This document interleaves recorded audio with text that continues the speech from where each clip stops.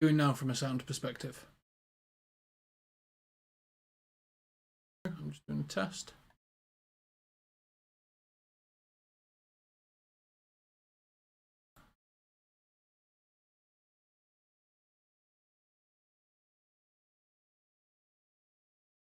Right, how are we doing from an audio perspective now? Can you hear now? Look it in the chat. We have sound. Boom. There we go. Hello, Jen. Thank you very much. Don't know why it wasn't working. It seemingly was. Anyway, I was ranting about Lavia. And it's a really weird situation for me, this Lavia one, because I don't get how we've made a third bid and it's been rejected. I don't see how this could happen. Like, Liverpool, this isn't how Liverpool operates, so it's almost like we're being played.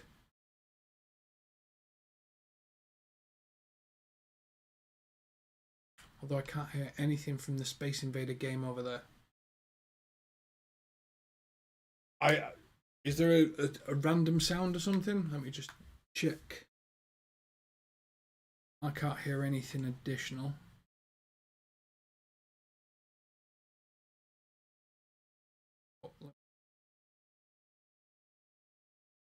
Set it up that way. Something has broke at LFC. Yeah, that's the thing for me. It's just something's not working. Something's not coming together. And how do you not know that this is going to get rejected? How on the when it's taken over a month to get to this point, how do you not know if it's going to make its way through? If that bid's going to be accepted on? And it's very un-LFC to do this, and it kind of doesn't make sense now that we've not made progress with Lavia, like we've not made the signing. I'm not going with the conspiracy theories like we made the bid knowing it was going to get rejected to appease fans and make Southampton seem like the bad guys and all the different stuff that you're hearing at the moment. Because I don't buy into that narrative that we're making a bid knowing we want the bid to be rejected. But how do you not know? And how does it take nearly a week to make that third bid? That's what I don't get. We should know what they want, what they accept, how they're going to go about it, and everything like that. So I'm a bit at a loss as to what we're playing at with this situation. Because it seems like we're about to move into panic mode. And we will either do ourselves a disservice, which is the most likely because we're not going to overpay. Despite the fact we've been put into a position now where we need to overpay. So we're in a sticky wicket, so to speak. But you know it's bad when you've got Jamie Carragher coming out on Twitter finally saying, this is a joke, what's going on? I mean, the guy plays a very closed bat, shall we say. And he's not the biggest caller out of FSG. He kind of gets the politics and stuff like that, and he plays around a little bit with it. But for him to say this is a joke, this is very un-LFC. This is not what we're about. This is not how we do business. Tells you we're in a situation now where I don't think we've got a grasp on what we're trying to do. Yeah, something's off, and it's worrying me now, because we should know what's going to be accepted by a third bid stage. You should be so close that it's one or two small elements done. So yeah, just looking at some of the comments here. Helior, to put things into perspective, is Liverpool to use all the money they got from both Fabinho and Henderson to raise the money for a 19-year-old with one season in the Premier League? Pathetic. I mean, and you've got to think about the two players that we've lost. Henderson was on 140 grand a week. Fabinho was on 140,000 pounds. Lavia will not be on 140,000. So even if you allocate the money that comes in straight away and you put it straight on that transfer, you're still saving money.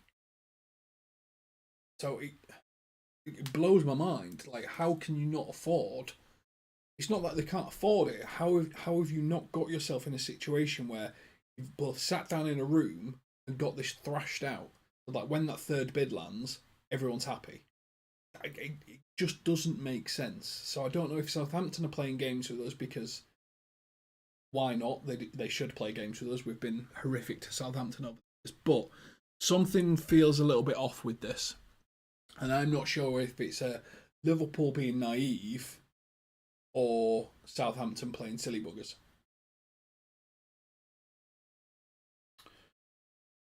Obviously, because this isn't a normal stream, I can't bring up the chat, but obviously all of you can see it. Let's face it, we did not expect to lose Hendo and Fab. We seem to have lost the plot since they've gone. And Jen, it's hard not to disagree with you on that. If you think about Hendo, if you think about Fabinho, yes, all right, fair enough. They should be starting for us, but we sold them. But if you're going to sell them, you have a plan to replace them.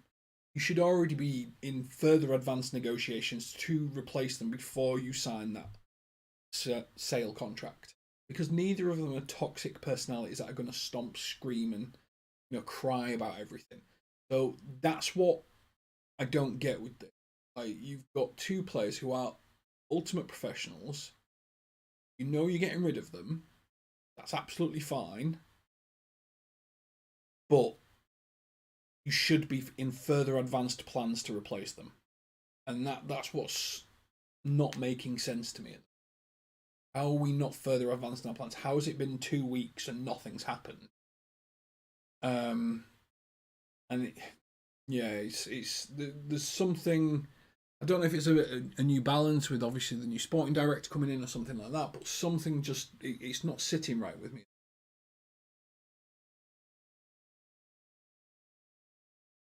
Yeah, Muse, I'm with you. It could be the new sporting director. He might be learning his ropes, making a few errors, making a few mistakes, doing a few bits and pieces wrong. And I will never moan about someone trying to do something and getting it wrong. But what I will moan about is the duration it's taking between his errors.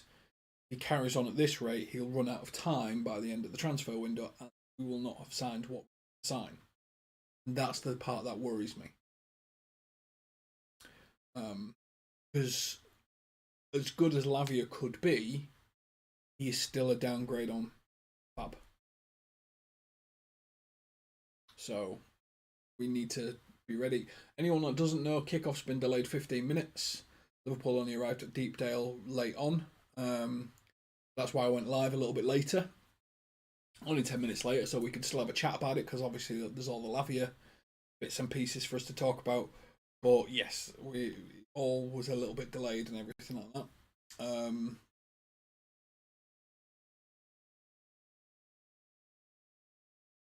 Now, just again, nip into the comments. He's on 3 months, James, so maybe he's trying to get a nickel and dime to get a longer contract and press the owners. But maybe. But what he's creating here is a situation where he's not worth an extension. If the sporting director's on a 3-month contract and you're making us sign players after the first game of the season started, that goes against Klopp's philosophy. He's always wanted players within pre-season to work with them and help them get used to the system and everything like that. So why would you extend a contract for someone that can't seem to get anything over the line? That makes us publicly, because we've been very good about doing our business in private, that makes us publicly seem like we don't know what we're doing, which is what that third Lavia bid is. And it's concerning. And Helio, you put it great. They're talking about the depth of our squad right now is the smallest senior squad in the Premier League. It's so small that 1 or 2 injuries, and we are really in where Nat Phillips and Reece Williams deep. And you would think there is plan A, plan B, plan C, plan D. We hear names, fair enough, like Kevin Dewsbury Hall. Right, fair enough. If he's a plan D, just get the plan D done. I'm not massively against Kevin Dewsbury Hall, because I think he's a bit part player and probably as good for minutes as Ox or Cater is. I don't think he's a starter, But it seems like we're getting played this transfer window and we're not doing a good job. I don't know if you all saw the story about Thuram Marketplace and we couldn't make that deal work. And I think a lot of it was, they were saying, was down to sort of couldn't make the finances work. Now, if it was 40 million to sign him, the finances not working is the players come to us and said, I want a load of money. It's on 16k a week. How much more money could he want?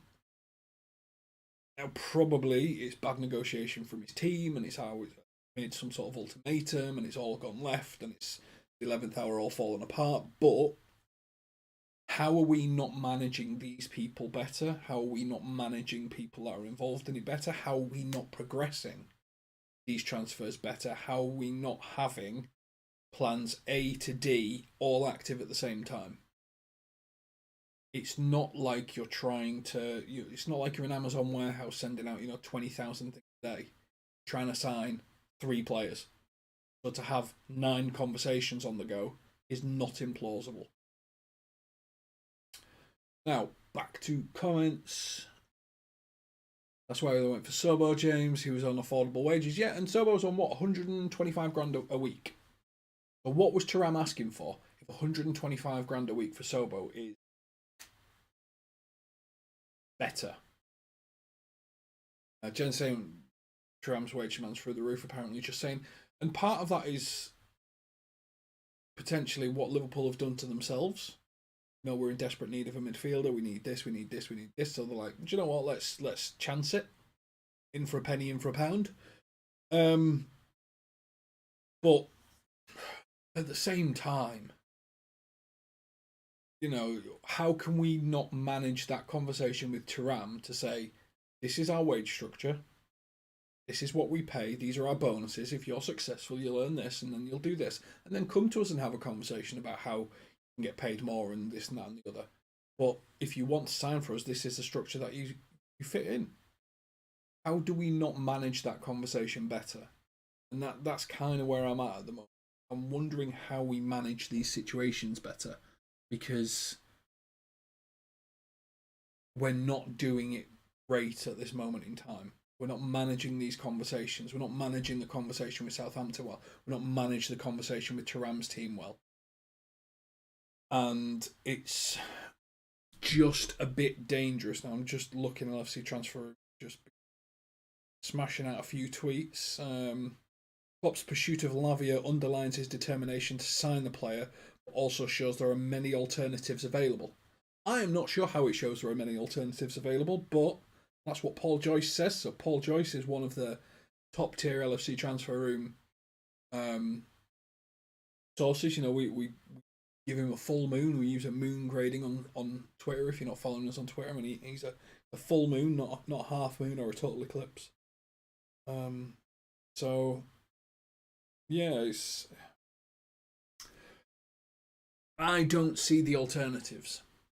But maybe this is Liverpool. We didn't see Sobo coming out of anywhere, but I don't see how we're not making progress on other opportunities, other options, other things. If you are new here, please like and subscribe to the channel.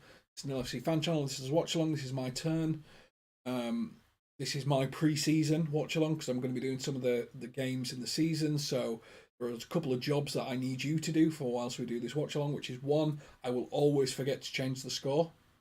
1 minute. 1, I will forget where the camera is. There we go, it's here. 1, I will forget to change the score. So you need to remind me to change the score. 2, just keep chatting, keep engaging. When we're in a different platform, I can bring your comments up and stuff like that, so I will read them out to respond to them. I just got to get used to that. And 3, this is a watch along, so let's just chat about anything that comes into the mind. There's going to be a lot going on Twitter. There's going to be a lot going on this. We're here for potentially 2 and a bit hours, so let's just have a good time, have a laugh, chat it through, see how we go. Tell us what you like, tell us what you don't like, tell us what you want us to change about the watch along, tell us like the visuals and stuff like that, because at the end of the day, we are going to make improvements to this while the season starts and everything like that. This is just our current setup. I dislike this darkness here because I don't have the right lighting for it. I need to get a light for watch alongs. That's one of the things I've learned. So, right, let's get back to comments.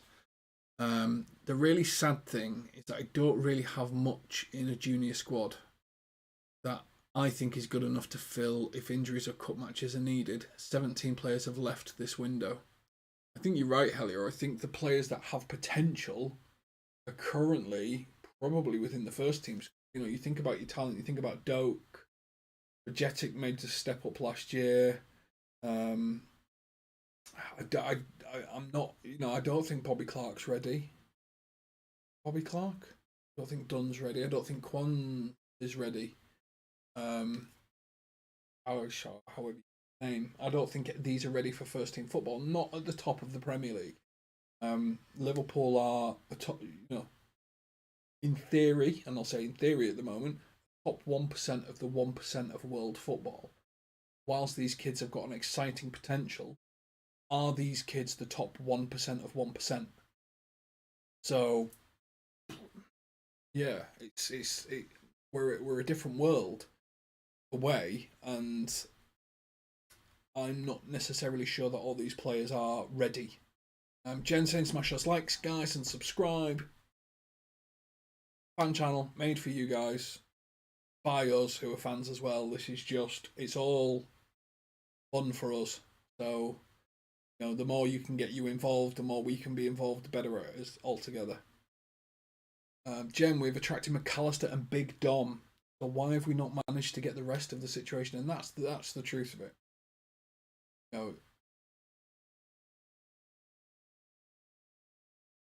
it's one of these where we've got 2 players signed. We signed them so long ago. How have we not made progress in other areas? I get, you know, we might have wanted to walk away from Mickey van der Ven because obviously that went up to 50 million. But Ignacio could have been signed. There's so many players that could have been signed. And I'm not sure why we're making such slow progress on things. It's very disjointed. Now, looking at the starting 11, we've got a bit of a weird starting 11 for this match. You know, you got Alisson, Trent, Kanate, Van Dijk, Robertson, standard back 4. I think that's probably where we're going to start the season. But then we've got McAllister, Sobo, and Gakpo in midfield. Now, I think Sobo's got an opportunity to almost become like a Gini Wijnaldum type player. Hold up the ball, drive forwards, almost play as a double pivot with someone like McAllister. Gakpo is an attacking midfielder, you know, false 9. He can do anything. I like Gakpo driving from deep with the ball. He's got deceptive pace for me. I think he's really good at sort of just progressing through the lines, driving through everything we wanted Thuram for. Basically, Gakpo does naturally as well. And then the front 3 of Diaz, Jota, and Salah, a very offensive front 3, but it's almost certainly too much for this team. You know, the Darmstadt have got promoted from the Bundesliga, got promoted into the Bundesliga this season. They haven't scored a goal so far in pre-season, so you can pretty much guarantee we're going to give them a goal because, you know, it's us. But they've only conceded 3. So they've only conceded 3 goals all pre-season. But think about the attack. If there's one area we're stacked, it's attack. So I don't think there's any way that they can get away from our offensive ability and the way that we're going to sort of drive through their defense. I think we'll score. I think we'll score a couple. I think we'll score 2 or 3. I think I'd like to see a clean sheet and I'd like to see some defensive stability. And I would like to see a team not taking advantage of the ball behind Trent. But I think that's probably what's going to happen. So we will see. Right, back to comments. Jamie Carragher, this is embarrassing. Liverpool for years now have got deals done quickly with no fuss. You don't think he's worth 50 million? Move on. If you really want it, pay it. Also not sure why LFC aren't in for Casado. Yes, it's a lot of money, but Liverpool have got big money for Jordan, Henderson and Fabinho, and that is a very fair point. If Casado's £80 million, again, stacking the wages, stacking everything that's doing, Casado probably take one of the wages that's still 140 grand a week, so maybe 5 million a year you could add into Caicedo. That's 45 million. You amortize it over 5 years. You've easily got the money to go for a Caicedo. I do not buy into the logic we cannot afford him. 100 grand a week, 100 million transfer. We've got 40 million up front to pay, and then we can spread the rest over 5 years. There is no reason we can't afford this. And Jamie Carragher's right. I don't get why we're not in for Caicedo. He already knows McAllister. He could fit together with him really nicely. If we were going to spend big on Lewis Colwill and we're not going to get him anymore because he signed a new contract, why not put the money into McAllister? Just makes sense to me. Caicedo likely wants London, Chelsea. Then you pay him a bit more. We're 2 hours away on the train. Do you know what I mean? It's not the end of the world. I think London's often used as a real get out of jail free card for people, but it's 2 hours on a train. Really easy. Now back to comments. We tracked McAllister. Rumour ratings are great. You and Anfield talk, do it right. Thank you, Jay Muse. Smash those likes, guys, and subscribe. Channel made for you guys. Subscription thing, and I think because we're on this version, I think if we do get a subscriber, it does a little animation-y thing and stuff like that. I'm not sure. We're testing this, so let's see if it works. McAllister is a number 6 and Gakpo in the midfield. What is that about? Well, McAllister's one of those great players that can play anywhere. I don't think he's a natural DM. I don't think he's aggressive enough to be a natural DM. I don't think he likes the fight enough. I think it would have been interesting to see McAllister and Curtis Jones play together, because that would almost replicate the England under-21s approach of 2 ball players that are agile and quick and move around a bit. With Sobo and Gakpo, it feels very much like McAllister is playing a very strong solo 6, which I don't think he's got the natural ability to play. So, not sure why they're playing him, but we've got no option, so we need to try players in these positions. We're not signing Lavia. If we're not making these 6 signings, we need to start making some decisions and quick decisions. So, yeah, we're going to have to do these types of things.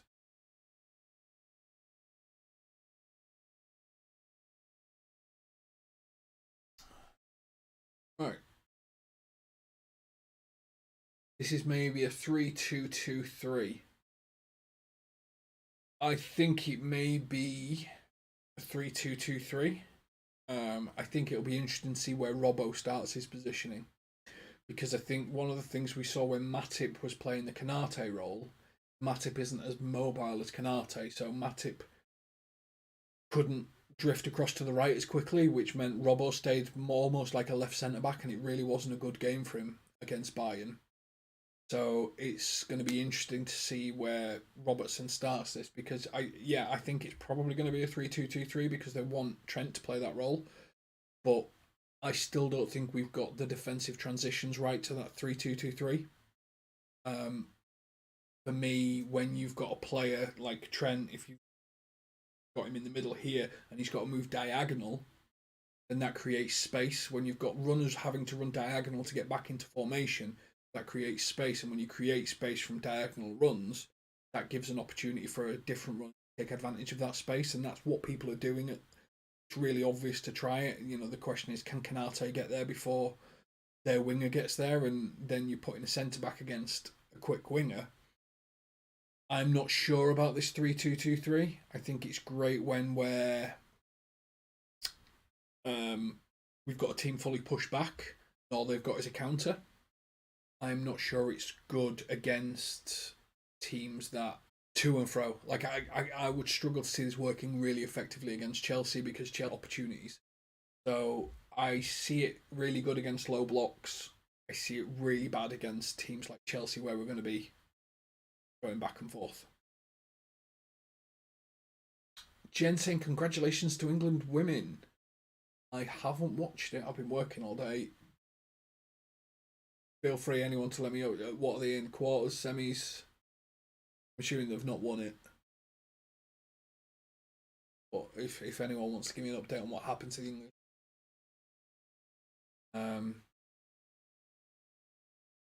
please, whack it in the chat. Why would we do things that make sense? Yeah, this is true. When have we ever bid 3 times for a player? Usually moved on. You're right. Like, I've always, anytime Liverpool have got into a third bid for a player, that has been accepted. I rarely can think of a time where public as well, where we've had to make 4 bids. Just doesn't make any sense. Yeah, Tyler Morton's on his way back from injury. One of the guys, I was asking the guys in the group what's happened to Cade Gordon. I believe he's got a hip problem, so he's a year away from coming back because he needed hip surgery. So I think Helios right when you talk about like our youth development come through. There's a lot of them that have either moved on, contract expired, stuff like that, and there's a lot that have got some serious injuries and are in some serious sort of rehab. So we will see.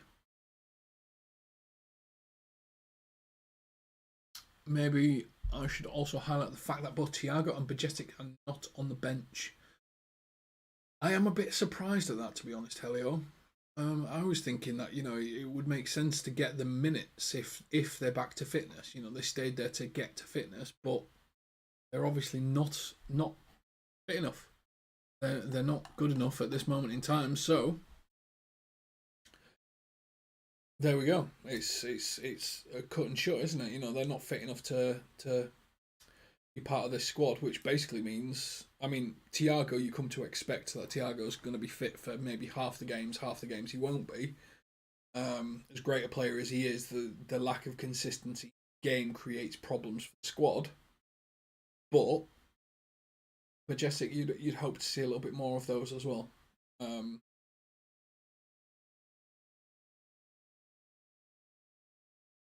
James, we're up at 3 a.m. in the islands here for the Lionesses. I would not get up at 3 a.m. anything. Not even boxing. Or anything like that. So your commitment, Muse, is exemplary. I doth said cap. Jamal Lewis bid for him. Yeah, and this is where we can get a bit crazy now. We can't get rid of Costas at this moment in time because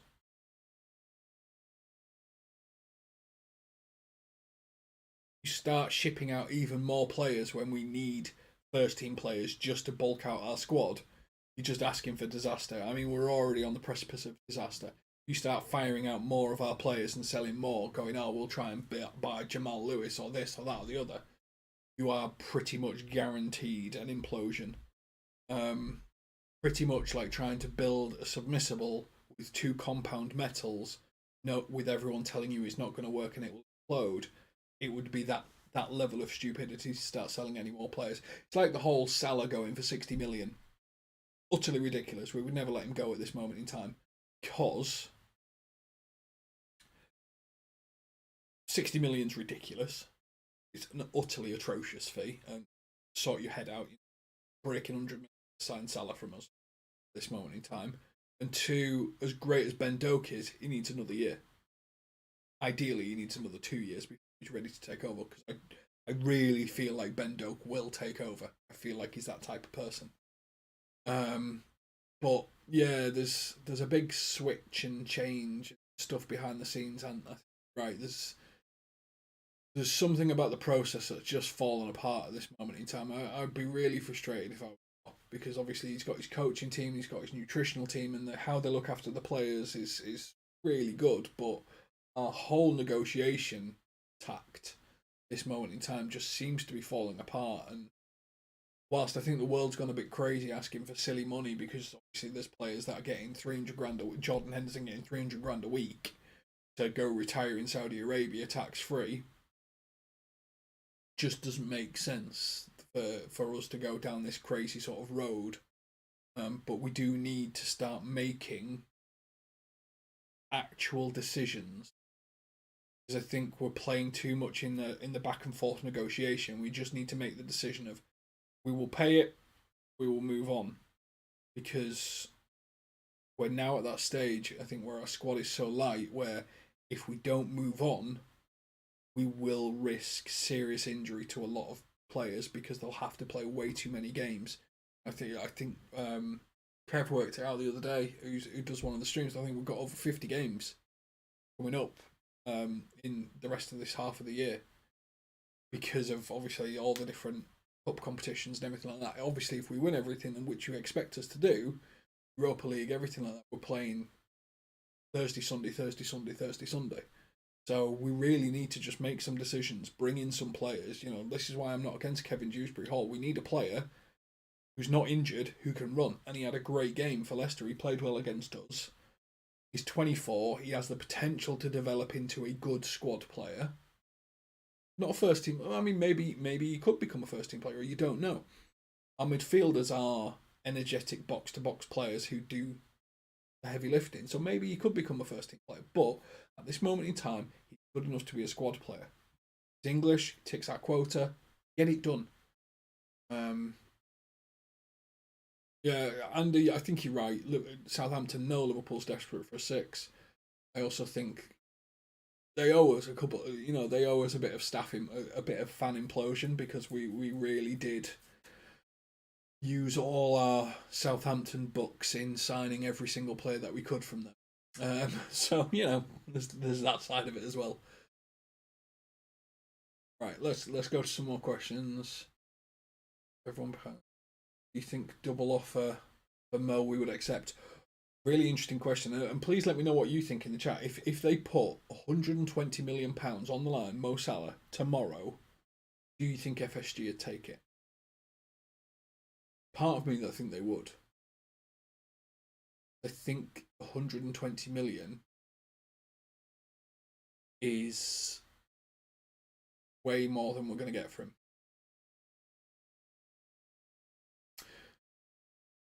So yeah, I'm with you. I think Salah goes at the end of this season, by the way. I think Salah will be the face of the Saudi Arabian League. I think they want Salah to be the face of the, you know, great relationship.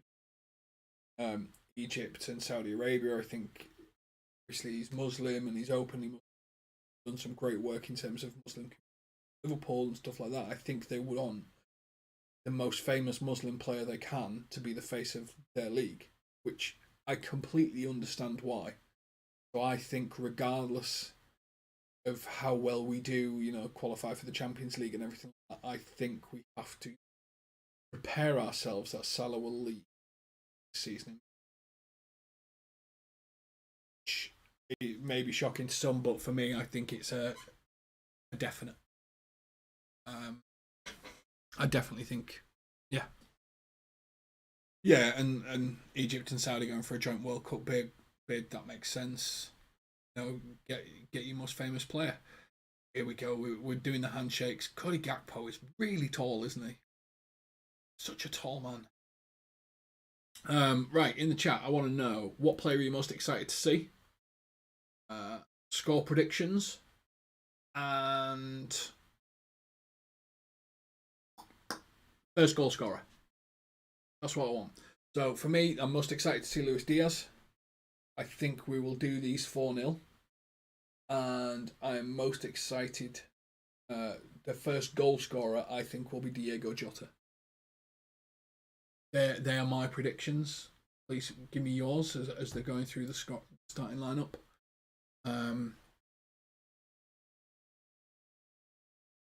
Yeah, and Jorg is at Deepdale. Doak. Yeah, it's just so exciting, isn't it, to watch? Give me those predictions. I want to know what you think, who you're excited to see, who you think is going to score the first goal, and what you think the final score will be. McAllister first goal from the 6. Are you thinking a 40-yard rocket slammed into the top corner?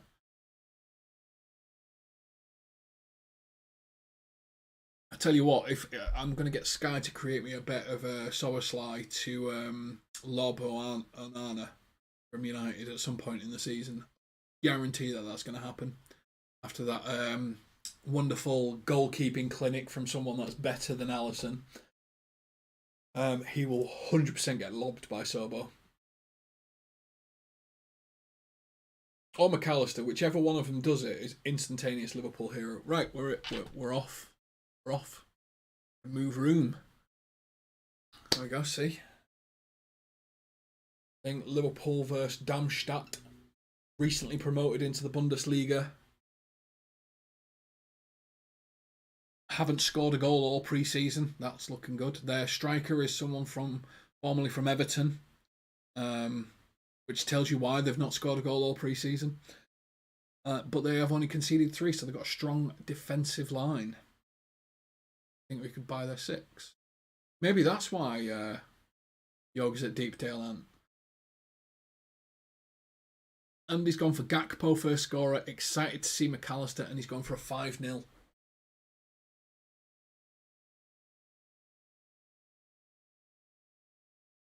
Imagine the time added on at opposing wasting time in Anfield. Oh, Jen. Thank you so much for the donation. Showed up. Thing which is really annoying. Testing the widget and it didn't work. 8-0. There we go. I'm assuming your is it Darwin, Jen? That's normally your main one, isn't it?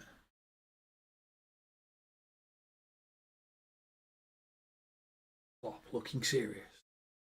Red hoodie. Nice hoodie. I have to get myself. Hey, there we go. It did show up. Big Verge. Thank you very much, Jen. Always appreciate it. And if you are new here, please like and subscribe. This is a fan channel made for fans, by fans. We've only got 13 likes on the live watch along so far. And you know, if I'm investing 2 hours into this, I want to see at least 50 likes on this by the time we get to the end of the stream. Starwin. That's the. Oh, Liverpool in the box. Do you know what? I'm a massive fan of Diego Jota. Most people don't talk about him enough. Like, you'll see people on Twitter and stuff like that going, yeah, but all he does is score goals. Yes, but all he does is score goals. It's like a ghost. He just appears at the most opportune moment and scores a goal. Like, imagine how good a player you've got to be. That's all Robbie Fowler did. All Robbie Fowler did was just appear in the box and put it in the inside net and score goals. That's all he ever did. People loved him for it. Yeah, Diego Jota does it, and because he's not doing like 4 or 5 step overs like what Nunes does, everyone's like, yeah, I prefer Nunes. And I get that because obviously Ronaldinho is my favourite ever player. Not for his efficiency, but Jota. Oh, I'm assuming everyone's watching it, but if you're not, I'm just going to explain what happened. Liverpool quick counter attack through. They went to defensively clear it. Salah pressed, flicked it through to Jota. Jota, right hand side of the box, tried to slam it in the top right hand corner, really sort of kill the angle. Good pressing from Salah, good whipped finish from Jota. It just missed the inside post, just went wide. Really good high press. Really good to see high press working.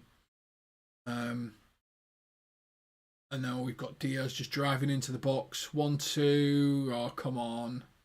McAllister. Oh, I thought you were going to be right there. I don't know who said McAllister to score first, but we missed Jota last season. I completely agree. We missed Jota last season. And I also agree with Yamatanka. I think Jota is best as a left winger. But I also think he's just got a great habit of just appearing, scoring when we need him to. And so I'm not against him playing like a David Fairclough super sub, just appearing and scoring when we need him to the most. But just what a player. Oh, we've scored. Salah, 6-yard box, was it offside?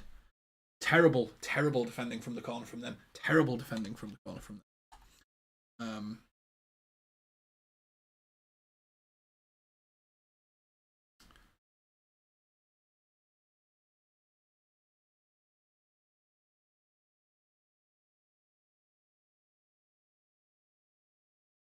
Change the score.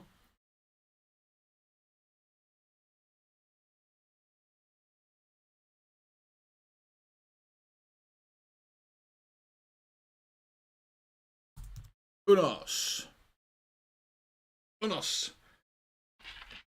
Tell you what, Sobo's got a wicked cross on him, hasn't he?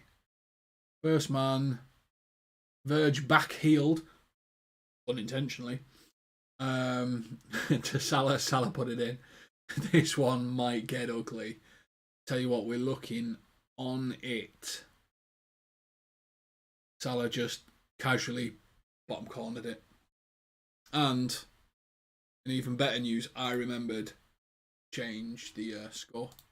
I will forget. If this goes into a cricket score, I'm almost certainly going to forget. But yeah, just put another 100 million on that price. Jen, that's an overshare. 100% an overshare, but thank you. It's a great goal. Bad defending, flicked on at the near post. Verge was trying to control it, kind of backheeled it to Salah. Salah, 6-yard box, no one there, just put it in the bottom corner. Nice, easy, simple goal. And Salah was never going to miss from that close. Never in a million years. That was probably the easiest goal Salah's got all pre-season.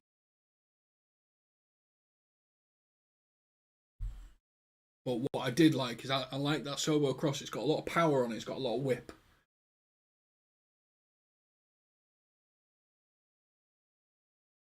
Diaz trying to run past players and stuff like that. I don't mind when we're... Oh, high press again. Trent, you know, over right central, left central midfield pressing.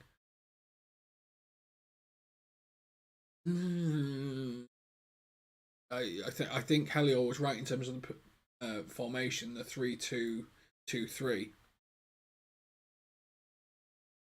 But it's a lot of pressure to put on Kanate this run. Did anyone say Salah to score first? I don't think anyone did. It's like the most obvious bet you can make. No one ever seems to make it. Salah, high press again. Passed it to Jota. Jota, Bosch, 2. Salah twice with a really high press. Very un-Mo Salah-like, isn't it, really? If you think about it. I mean, he was good at pressing, but he was never the one that used to do it. But that's 2 in a row now. He's high-pressed it. Had the opportunity to shoot himself. Probably could have got an angle to shoot himself and carry the ball. But decided to pass it to Jota. And there we have it. We have 2.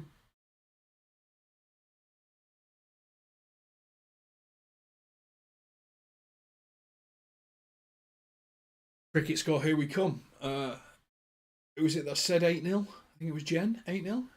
I think it may be on.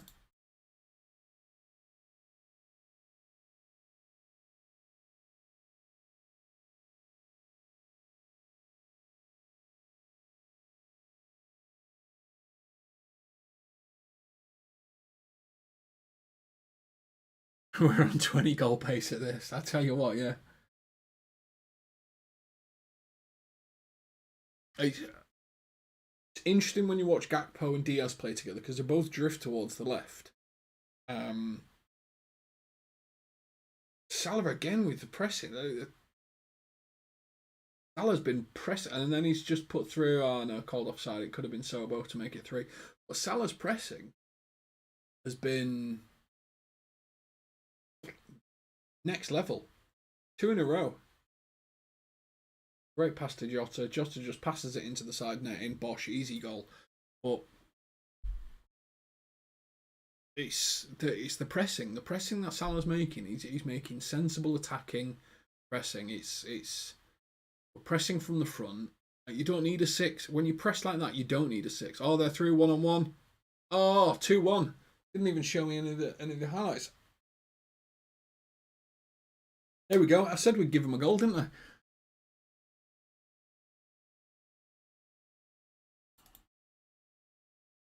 2-1. Now, show me how this happened, please, LFCTV. They're playing out from the back. Cut inside Diaz. Cut inside Diaz, and then they just play a through ball in between Canate and Van Dijk, who had pushed higher up. Trent was the actual furthest back, but it was almost like a give and go, and then a through ball over the top, like the players knew. The players knew to run. It's a really bad goal. That's basics. That is basics. On the attack again. Like Van Dijk and Canate were both way out of position there. But that's like getting fooled with like a 1-2. Like you play it to this person and then your two attackers run at the attacking line and it worked a treat. It should not be that easy. Right, we've got a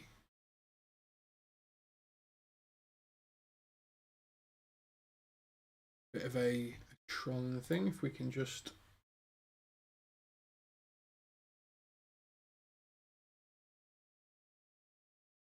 go.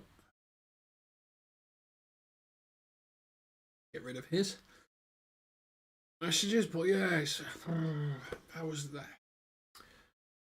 Now, if thankfully we're playing Chelsea, and Chelsea don't have an attacker, because Nkuku's injured. Oh, the new one looks lively, but he's not the most ruthless finisher. Oh my god. Well, at least Alisson did the right thing there. So yeah, that was not great.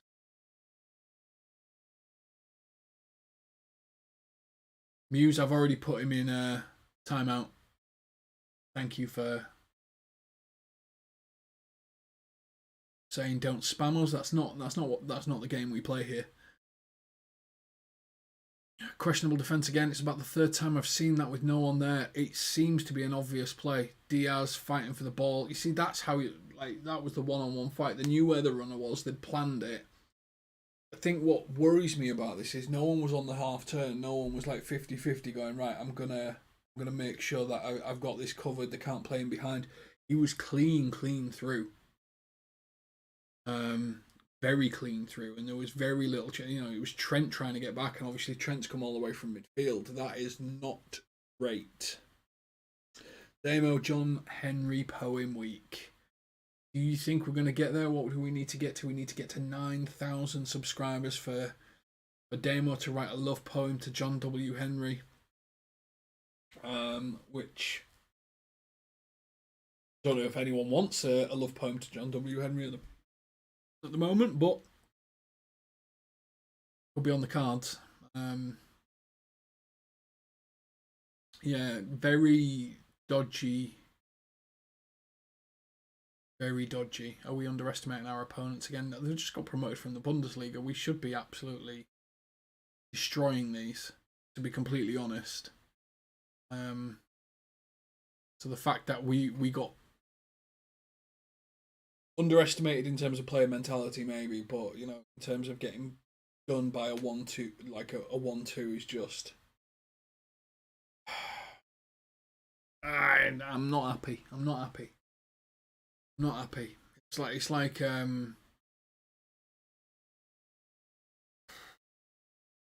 it's just like basics of defending. Not being on the half turn, not being ready, not being in position to do something. It just does. Why are we doing this to ourselves? Game's gone a little bit scrappy now. A few passes running around. They've got a bit of confidence. We've got a bit of a confidence, or a lack of confidence, and it'll all slow down. But that goal really bugged me because it just wasn't. It was an example of how easy it is to get in behind us. Right, let's go back to comments. About the third time I've seen it. Yep. The bad thing is we play higher. Yep. Of course, we give them a goal. Strap in. It's going to be a wild season. Oh, Jota nearly with a brilliant little move to get clear. I think we're going to outscore a lot of teams. I think we're just going to play the we can score more than you game. which is going to be infuriating as well as exhilarating in equal measure. Still remember when Mane got the 94th minute winner against Aston Villa and how good that felt. So there's the pros and the cons to it, isn't there? You know, in terms of playing this way. I really like watching us score goals, but I get really frustrated watching us concede basic goals. Got a set piece here, left hand side of the box, about 40 yards out. Robbo's going to clip it over. Probably score because they're not great on set pieces.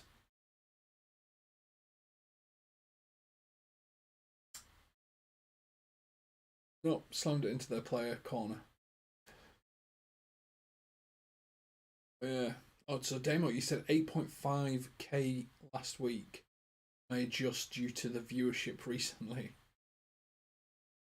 Attack is the best form of defense. True. However, defense is also a very effective form of defense. If you can do both, even better. Think about the teams that win the league. It's not the teams that concede 50 and score 100. Has to be a mix of both. You know, you need to be defensively strong.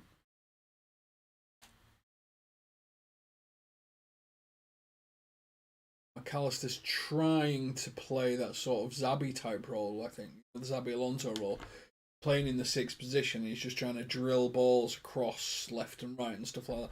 Not really got his eye in yet, but I get what he's trying to do, which is get runners running from deep and he'll just ping it along and they'll let Trent sort of play the higher and lobbed balls. So, yeah. Oh, played in, again, you know, this is what I talked about in the 3-2-2-3. You're asking Kanate to play right back and centre back, move along, run diagonals. Running diagonals leaves space. Running diagonals always leave space. Do both and challenge for the league champions. That is the point. Great defense and you've got great offense. You challenge for both. And I do not think we can rely on Alisson to save us for the 10 points this year. So it's if you're going to rely on Alisson, then we're already in a sticky wicket. There needs to be that defense and offense combined. Ooh, they nearly got one. Shea Arsenal. Yo, I'm an Arsenal fan. Yo. Unsurprising to you. I'm not. But what do you think? You know, Shea Arsenal. What do you think about them trying to play Declan Rice as an 8? I think it's an absolutely ridiculous move. But seeing as you're here, you might as well tell us what you think. Like Arsene Wenger trying to play, not Arsene Wenger, Mikel Arteta trying to play Declan Rice as an 8 after spending 105 million on him. Probably just one of those pre-season trials, but it was interesting.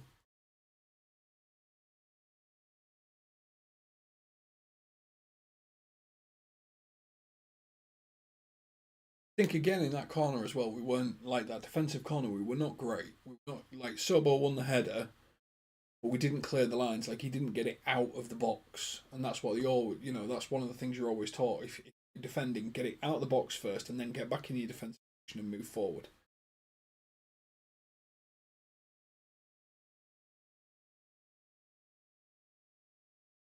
This is the first goal that they've scored. However, they have only conceded 3 goals, and we've already scored 2. So, yeah, Anthony, look, I made it work. I know you're probably looking at things going, James, you could sort out the green screen down here, which I know, but I can't get it any better. I need a light coming this way. And you're probably going, that's the wrong blue for Darmstadt, which, again, you're probably right, but, you know, I've cobbled it together, and it's fine.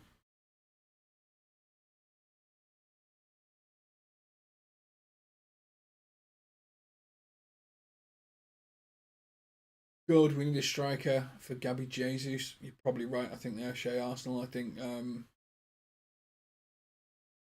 it's the hardest thing to find at the moment, though, isn't it? A good number 9. You know, Chelsea have gone high on a player that hasn't got that much goal scoring experience. United have gone even higher on a player that's, scored 9 last season. I think finding a good number 9 is really difficult, and I hope for your sake that you're not hoping to rely on Havertz playing that false 9 position, because if we learned anything from his time at Chelsea, he's not good in that role. This reminds me much about the time before Klopp finally invested in a proper DM. Yeah, actually, I see what you're saying there, Helio. I think it's all energy, and no positional play with it. We're relying on McAllister to ball play as opposed to defend, and it's all run, press. Probably get Rami the Egg coming out again soon saying Liverpool, Jurgen Klopp's breaking all these people because press. But it does feel like that. It feels like, we've got someone sort of controlling that position, we're not in control of the game as well. I think I was watching clips of Lavia and Andre and some of the DMs that we've been linked to and stuff like that, and then I was watching Liverpool against Bayern when Curtis Jones was playing there. I think the biggest thing that I noticed is when Curtis Jones played the ball, he ran forward. Played the ball, won the ball, ran forward. Did this, ran forward. Played around, ran forward. But when you watch Lavia and Andre and the other DMs we've been linked with, they won the ball, played it forward, stopped for a minute, let everyone get in their position, and then they moved forward. I think that's the big difference. What we've got players like McAllister, Jones playing in these roles, and yeah, fair enough, they can play there adequately, but their natural instinct is to play and move forward. Whereas I think a DM, their natural instinct is to play, let it move forward, and then move forward or cover the gap of where another runner's going. And that's probably where we're really lacking at this moment in time. We don't have that player that wins the ball, plays it, and waits.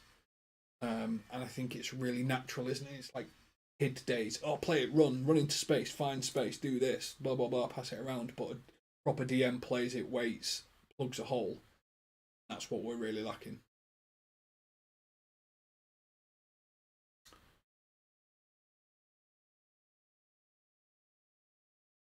I wonder if Yorgos hid Lavia in the changes Southampton play tomorrow. I think one of two things is going to happen with this Lavia. Either it's going to get boxed off again tonight, like a fourth bid will go in tonight, and they'll be accepting it, and it'll all move forward and all get sorted, or it's done, and when it's not happening. I think it's the only two ways that it goes. But once again, we've had it played behind. Again, they stepped.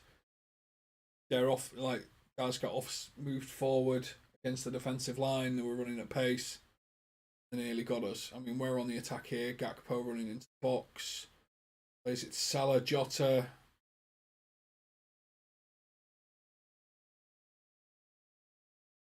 So it's a sorry state of affairs when we're counter-attacking.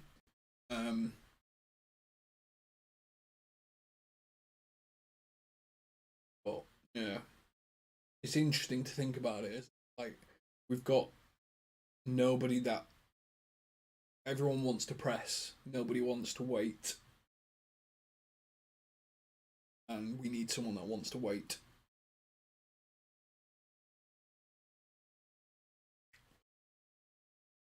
I wonder if you're but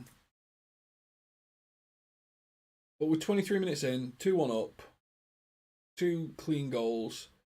They have this tactic of play it on the left-hand side where Robbo is, play it forward, bring Robbo forward, and then pass it to another person and sweep it in behind. That's their offensive plan against us, and it's worked. They've already got through one-on-one twice. One time, Kanate was able to get back and block the gap. The other time, they got clean through and scored. So it's a really good tactic from them.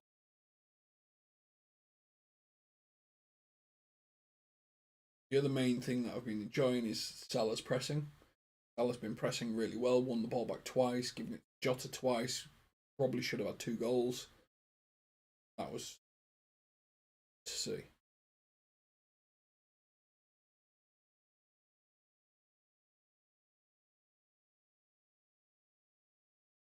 Oh, I do love a conspiracy theory muse. You've got to remember, is it Man City have a buyback on him for £40 million?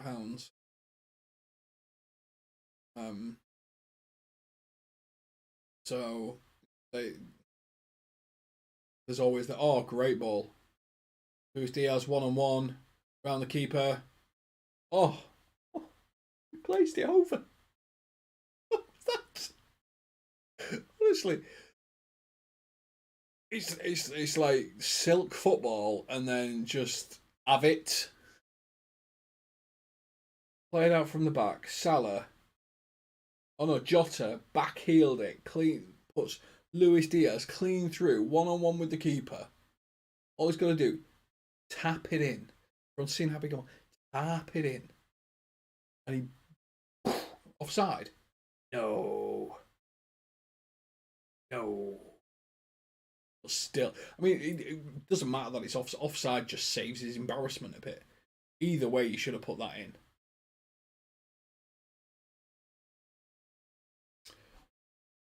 Oh.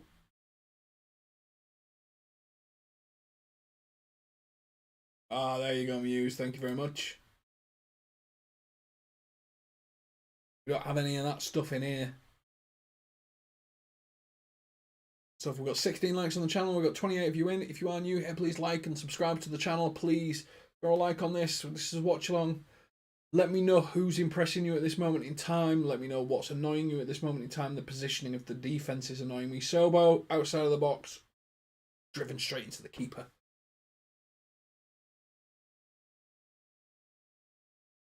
Like, what are you thinking about this? This is probably, I think this is our last pre-season before Chelsea. What are you worried about? What are you excited about? Do you think this is going to be our front three? Let's get involved. Let's say what you think.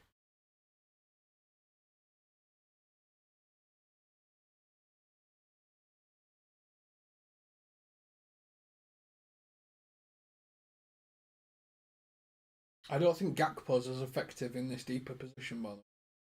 You know, whilst Jota's brilliant and stuff, I think playing Gakpo in midfield just kills this entire game for me.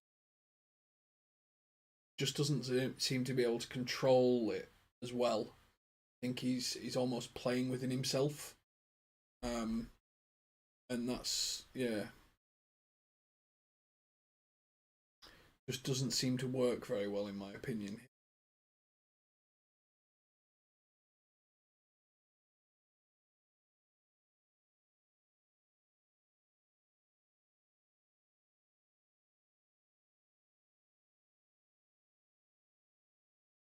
But again, you know, if I'm thinking about it, I would probably go with the Diaz, Salah, and Gakpo front three against Chelsea. Looking at what we've done so far, whilst Diaz hasn't been outstanding or anything like that, and obviously Jota scored,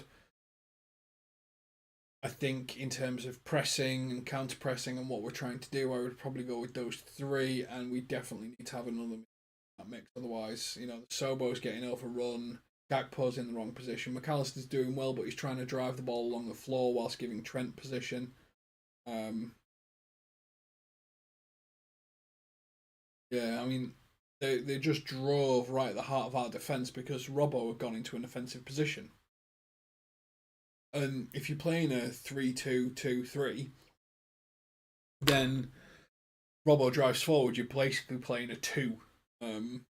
So there's something about this position I'm just not for, or this formation I'm just not for.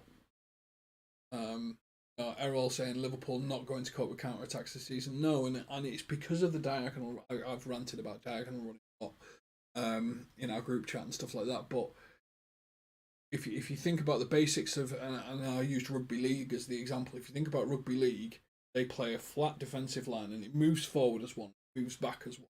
It's a very structured defensive line. You can't break through it really easily. Whereas in rugby union, you've got 2 extra players. So you've got 15 against 15. There is infinitely more space in union because you've got rucks, mauls, diagonals, kicking positions diagonally to get people out of shape. And because of that, there's a lot more space, even though there's 2 more players on the pitch.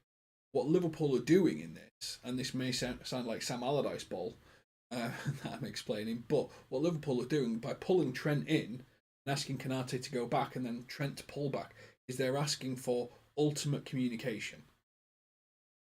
Any drop in communication and a ball can be played in behind, a position can be exploited, and Liverpool are straight away on the back foot. And you're straight at the heart of the defence because we're not, we're not playing a fullback. We're not playing someone that can sweep that up. I know Alisson's job's there, but there's a gap in between where they can get at us because everyone else is further on the pitch. So I really am struggling with this 3-2-2-3. I think a 4-3-3 is more structured. I think if you want Trent to play as a midfielder, play a double pivot. Play a 4-3-3 with a double pivot, a proper DM, and Trent next to them whilst Trent learns to be a more effective DM. If you want to play Trent in midfield, do it that way. A bit like how England are going to do it. Declan Rice, Trent, and then Sobo, McAllister, whatever you want to do. But yeah, I think something's gone wrong with the scoreboard, the timer, but we'll put it right at the second half. If I start it now, the timer will start again.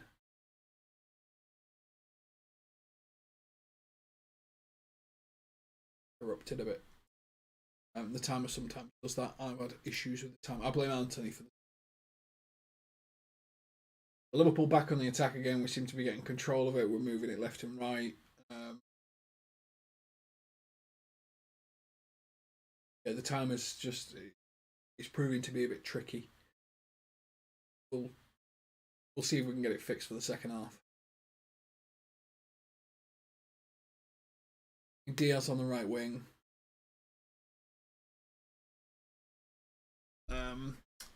This is why DM is so important for this club to cover and destroying. Yep, completely agree, Helio. Playing 4-3-3 is proven. Not our best formation at the moment. Last season as well. We don't have a DM. What is the point to try it?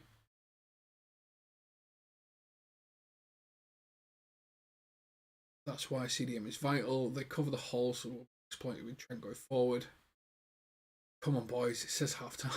No worries. Also, the League Cup. Yes, I know it says the League Cup. Anthony hasn't got a friendly one. So we've got a Premier League one. We've got a thing. So we're just testing the different ones. But it's taken you to 32 minutes to know that. And Damo, you were even in the chat where I was asking Anthony about it. So don't give me that like oh, it says League Cup like you didn't know. You were in that chat. Either that or you don't read my messages. Which, just breaks my heart. Darmstadt on the attack. Crossing it in. Back post. Lobbed over. Alisson. Defended not bad.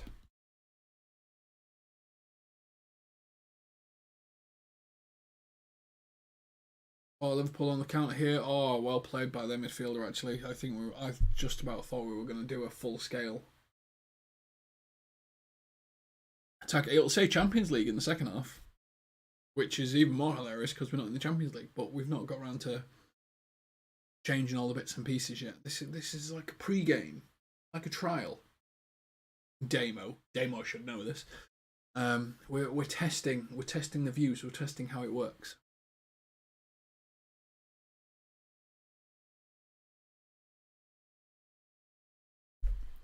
How are Liverpool against a newly promoted Bundesliga team being the team that are counter-attacking and not controlling the game? Massive counter-attack. Luis Diaz, one-on-one foot race. Goalkeeper slides out, clips it. Gakpo, left-footed lob. Oh, side nade. Oh, in a good goal. It had been a good goal. Don't know why I'm whispering.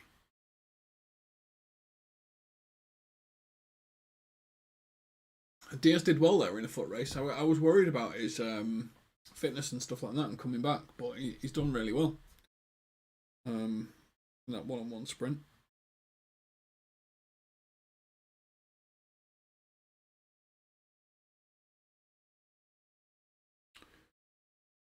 Have we missed anything? Liverpool signed anyone? Have we signed a 6? Signed a 6? I'm just checking our.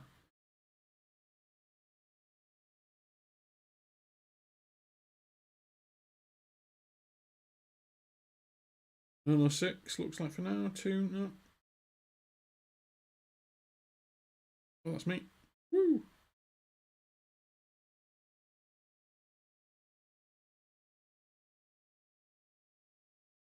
First question, why the seeing here the game, why the heck do we sell Fabinho and Henderson?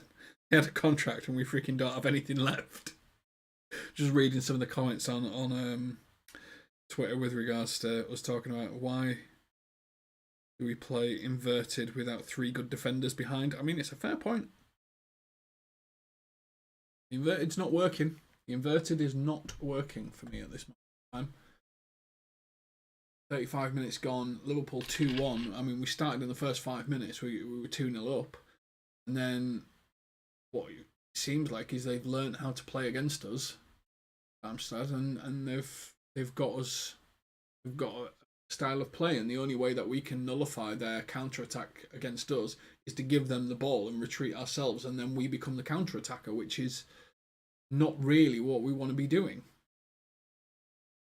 Yeah.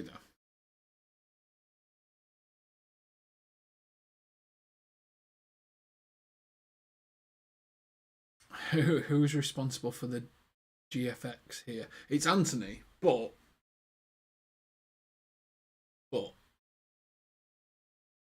it'll be fine. Like I said, it'll say the Champions League in the second half, but that's all good because we're testing. And we need to see what you like and what you don't like so that we can make the right changes. But yes, I don't know why the first half was broken. I don't know why my time was broken. That's really annoying.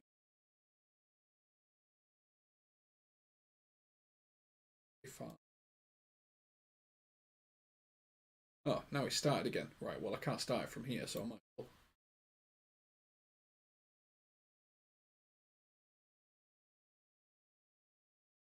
well. What I need is one that says first half, and then when it breaks, it just says fail.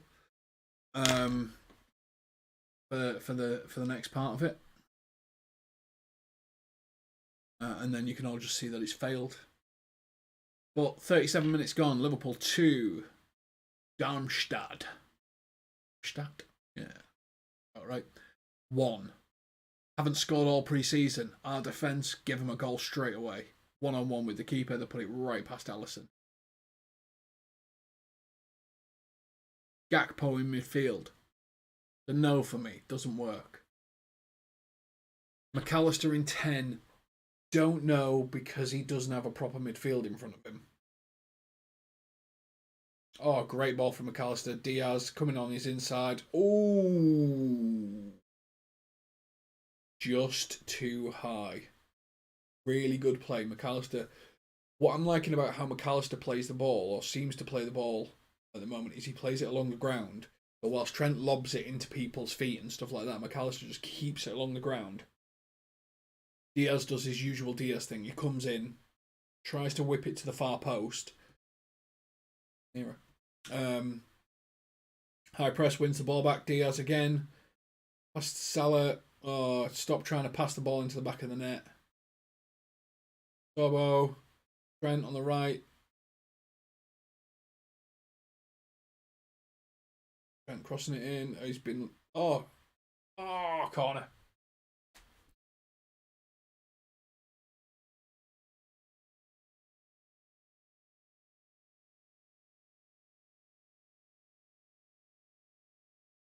Elliot, if you think I'm reading that out, because obviously I can't pronounce 90% of what you've written there, you'll be wrong. Of course I'm going to read it out. Did I mention that Sportsverein Darmstadt 1898 have an interesting fan base? They would have made an interesting match against Millwall. If you know what I mean. Usually call them Gestapo Sportsverein. Yep, nailed it. So, hooliganism. In it. Jota tried to cross it with a header. What's really interesting is the way McAllister plays the ball along the floor. A lot easier for Liverpool players to control it and move the ball than it is with Trent's big, long, looping balls. Didn't mean that to sound as it sounded, but, get your mind out the gutter. So having a player that can sort of put us in position whilst giving the ball to feet, I think is really helpful. Robbo took the corner then instead of Sobo, and the ball just skidded along the floor. Terrible corner. Big shock. I think Robbo's lost his corner making ability for me. Just doesn't seem to ever beat the first man. I know he did the other week, and obviously we scored from it straight away, but there's a lack of consistency in his crossing at the moment.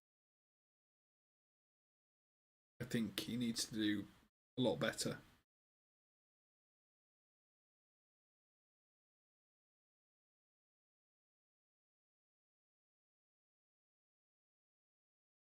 A lot better. 40 minutes gone. Liverpool 2. The Millwall of Germany 1. According to Helior. No basis for that. Liverpool have been bitty. After being really good in the first 5 minutes, they've been bitty, I think. Probably the best way that I can describe it. They haven't really controlled the game. They've worked out ways to get in behind us, and it's just felt a bit panicked. It's a real shame because this is the last game before Chelsea, so some interplay has been brilliant. Some of it's just been disorganised. Oh, this is really nicely played to get into their box. Move again. What we've done to them is what our biggest problem is. We made them run diagonal channels, follow different runners and stuff like that, and it got them completely out of position. Robbo nearly with an opportunity to play it in, just didn't work out. But when we attack at pace, where we can't defend us, that's what we can see with them. That's kind of what we want. We want to be that sort of fluid attacking Liverpool. But we also need to be able to defend. It'd be nice to defend. But if you're watching this, let me know, who is your player of the first half? Who have you enjoyed watching the most? And who needs to put in a bit more effort?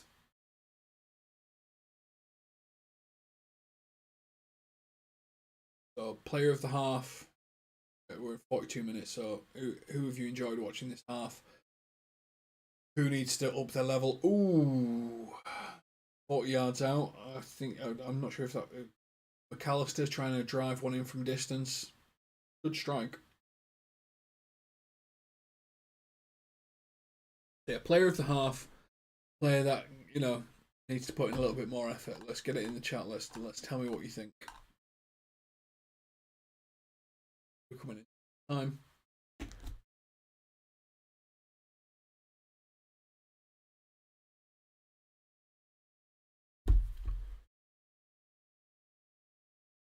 Liverpool again. It's a bit bitty in the field. It just feels like there's a lack of positional awareness in our midfield. Like we're trying to win the ball back and help drive forward. I think it would have been a lot better if you were going to try McAllister in 6th position, play someone like Curtis Jones, where they're playing Gakpo, just so that there's a consistency of midfield in front of him. Because at the moment, playing a striker in a midfielder whilst you're trying to see if someone else can play that 6, it just doesn't feel right. It feels like it's really easy to find him.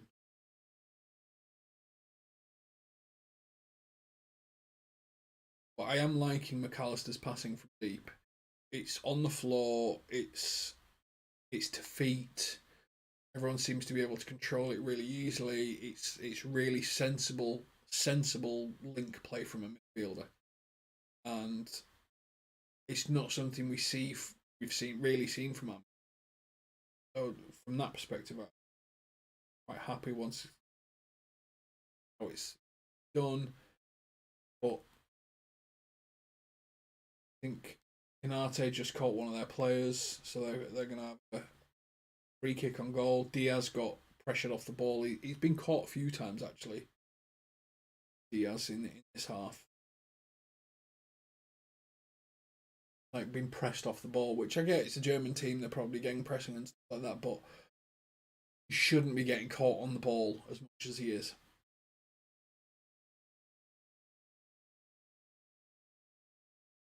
Elliot saying 68, 30% ball possession. Liverpool was so vulnerable with a high line, but the midfield doesn't work for me. Attacking line's dangerous, probably the best in the Premier League. But yeah, I'm with you. I really, Maka is so smart. I really would like to see. You're going to play Maka in 6, and you're going to make him basically the playmaker. It'd have been really good to see Curtis Jones in midfield instead of Gakpo, because at least Curtis Jones can defend better than Gakpo. And you would have seen that midfield press, and you could have actually identified a midfield that could have got you through the first few games, whilst the DM that you potentially sign has chance to bleed in with the squad. But playing a striker there, as false a 9 as Gakpo is, doesn't give you that balance. You need a more defensively aware player. Darmstadt with the corner. Could they go in 2-2 at half time? No, it doesn't beat the first man. But again, with our defensive header, we haven't cleared the box twice now. Their corner, head, not out the box. Something needs to be done to improve that. Half time. At half time, I'm going to grab myself something to eat and try and fix this timer. I'll be back soon. Let me know who you think the player of the first half was, who you liked watching, and who needs to increase their effort level.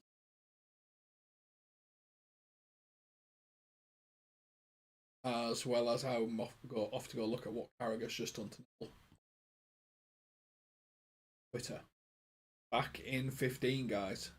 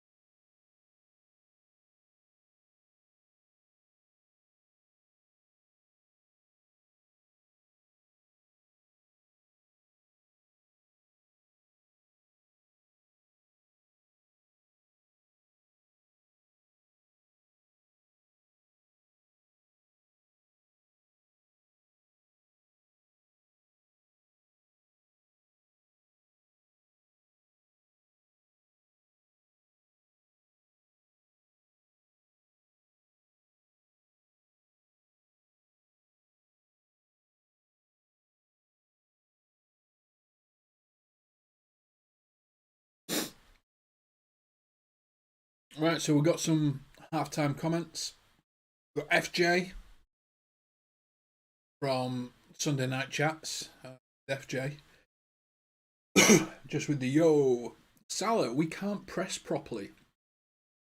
I think once they beat the initial press, we're not pressing consistently. I would say in the first half, Salah, Jota were doing some great pressing. They won the ball back a couple of times. Jota obviously scored off it. But I agree. I think our pressing could be a lot better.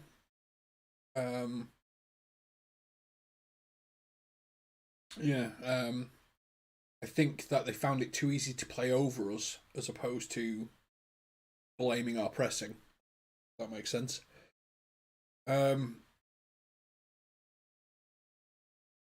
Helio pointing out once again that this team haven't scored all pre-season. Come up against Liverpool, one ball over the top, one-on-one with the keeper, bosh. They've scored. Which is a bit of a shame. And Helio constantly referring to them as Gestapo Sportsverein because he refers to them as the Millwall of German football. If you know what that means.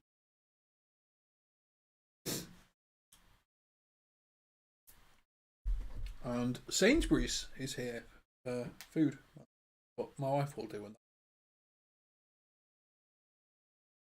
So we're coming out for the second half. It doesn't look like there's any changes. It doesn't look like they've changed any personnel or anything like that. It looks like they've gone with the same 11. So this probably gives us an indication of Chelsea.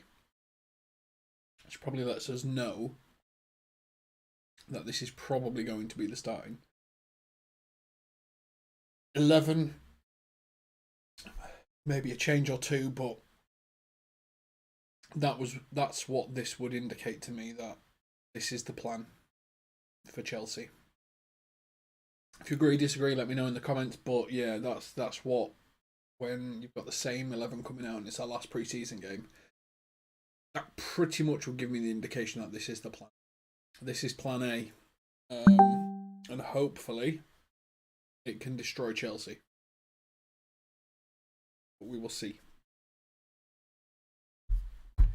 About to kick off for the second half. Doesn't look like any changes. Gakpo still in midfield. I would rather have brought Curtis Jones into midfield, but that's just me. And we're off. Let's see if the words of advice from Klopp can help us be a little bit more possession heavy, we say. Robbo, McAllister. Robbo moving the ball nicely. Throwing it down, picking it. Darmstadt have made a couple of changes.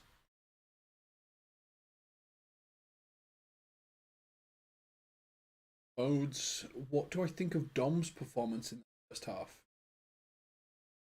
I think he got crowded out. I don't blame him for that because I think he's having to play alongside Gakpo, who's not a midfielder. I think he got crowded out a lot in that first half. I think he found himself in a situation where he was getting pressed. His passes couldn't go as well as they wanted to. So,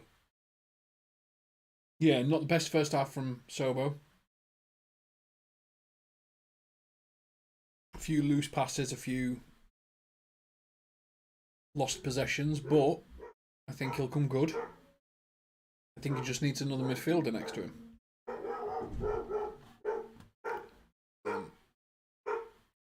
If you can hear the dog in the background, that would be the Sainsbury's delivery man knocking on the door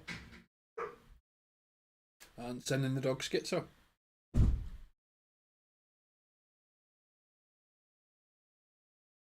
Again, they've tried that ball in behind. They're trying to just get it behind us whenever they can, and it seems to work. Once again, Alisson, defender in this run together. It's all too close to the bone for me.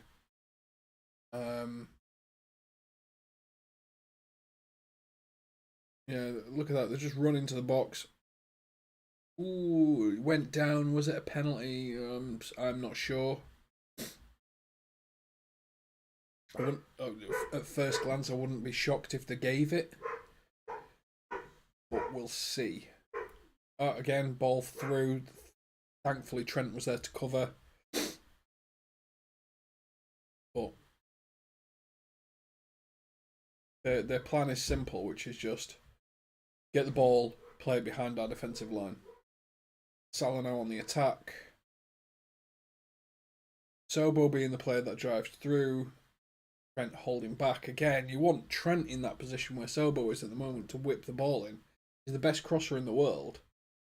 Why isn't he in that position? Ugh.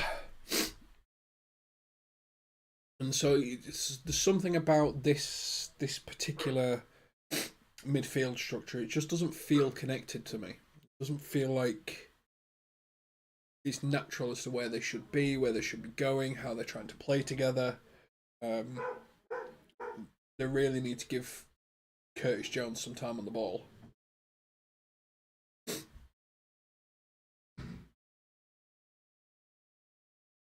Oh yeah, it's one of these back and forth starts to the second half. No one really doing anything incisive. The passes are loose. A few fouls here and there. Nothing really good. I forgot that I needed to go into here. So my timer's already way behind. See, this is why I need a pre-season to get ready for these streams.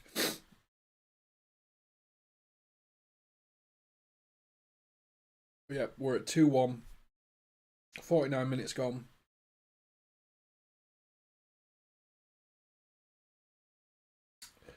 Really bitty start to the second half. Really not much in it. Front three's pressing is really good. The rest of the team is just so disjointed. Like they're going for the header and losing the header. It's just, yeah, doesn't look right. Doesn't look balanced, this to me. Like, players are trying to pass the ball whilst running at full speed and it flicks around the corner. If you're on top of it, you've got space and you've got time.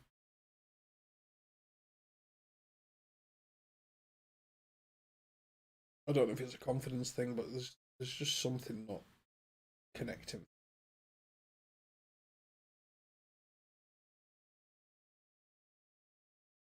That was some good interplay. Through to the left, Jota. Oh, was that offside? Not a chance that was offside.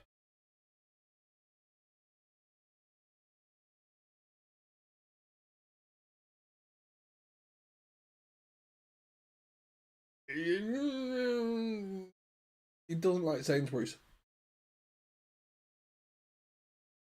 The dog doesn't like anyone arriving at the house, especially if I'm not there. So because I'm upstairs doing this, he was just going schizo.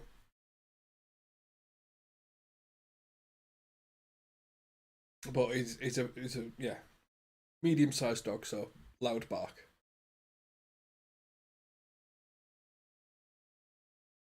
Again, we've started playing it around the back. We're moving it around a bit.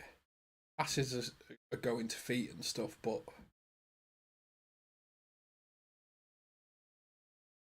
I don't know. There's something. Yeah, I think it's the formation. Not alone, but yeah, I think it's this formation. I'm just not a fan of it. I don't think it accelerates play well enough. We've got probably one of the most exciting attacks. Mexi got probably one of the most exciting attacks in world football, and it takes so long to get the ball to them unless they win it back by pressing themselves. There's no space left for them to attack anymore. And McAllister's done a great job in the first half playing the ball forward quickly. Everything else is so laboured that we're boxing them out of room. Oh, that was a terrible ball, and we've just set them off. It's a 3-on-3. Verge actually put the accelerator down and won the ball. It's nice to see him sprint for once. Rare that you need to see Verge sprinting, but A good job there.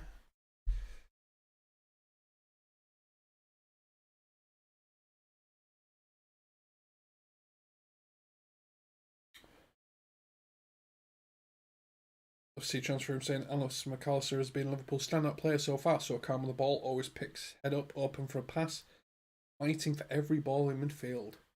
I would say he probably has been the standout player for me so far this half. So I would agree with LFC transfer room. Particular one.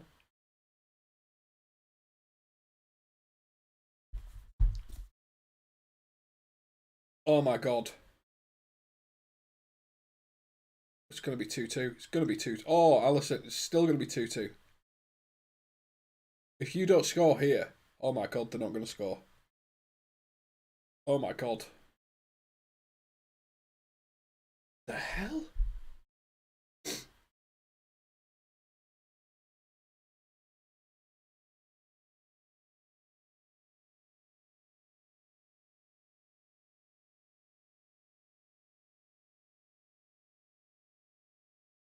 So, if you're not watching the game, their goalkeeper hiked straight over the back of the defence, straight to their three attackers running on at full pace. They get through pretty much straight to Allison, and for some reason don't score.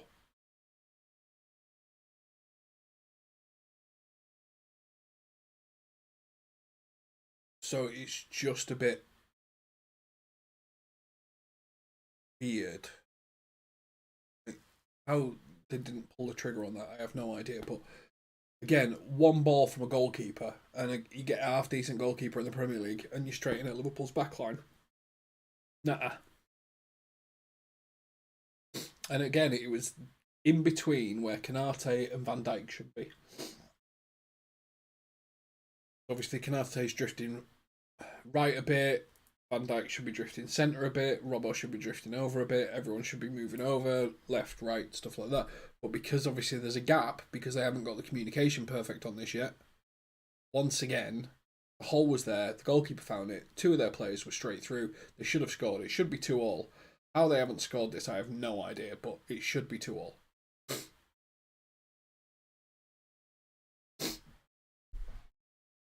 Right, Muse, you've given me this Carragher Neville update, which I need in my life.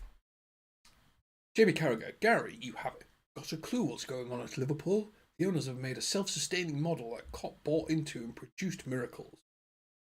Part of that was the transfer department. That was the envy of Europe. Now that has gone, Klopp running the club from top to bottom. LFC have 3 doffs in 18 months. Current one came out of retirement to do the job for this summer. He's close contact of the manager. Liverpool's wage bill is 150 million more than Arsenal's a season. Just do the maths. Liverpool don't have an investor, Peter Lim, like you do at Salford.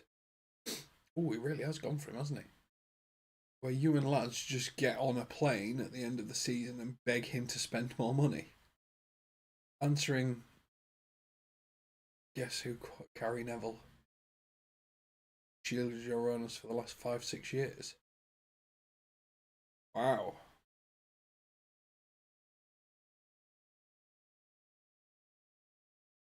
LOL, sorry, James, it's pre-season. Yep. It's my pre-season. It's my big 90 minutes before. Although I'm not doing Chelsea. I think Anthony's doing Chelsea. I think I've got Crystal Palace game watching. But Liverpool again, they're moving the ball around. Still the same players on the pitch. We're driving at the defence now. The pressing's good. It's just it's not in place yet. Tell you what though, McAllister is a hell of a player. You're watching this and you just watch how he moves the ball around. He's a very, very good player.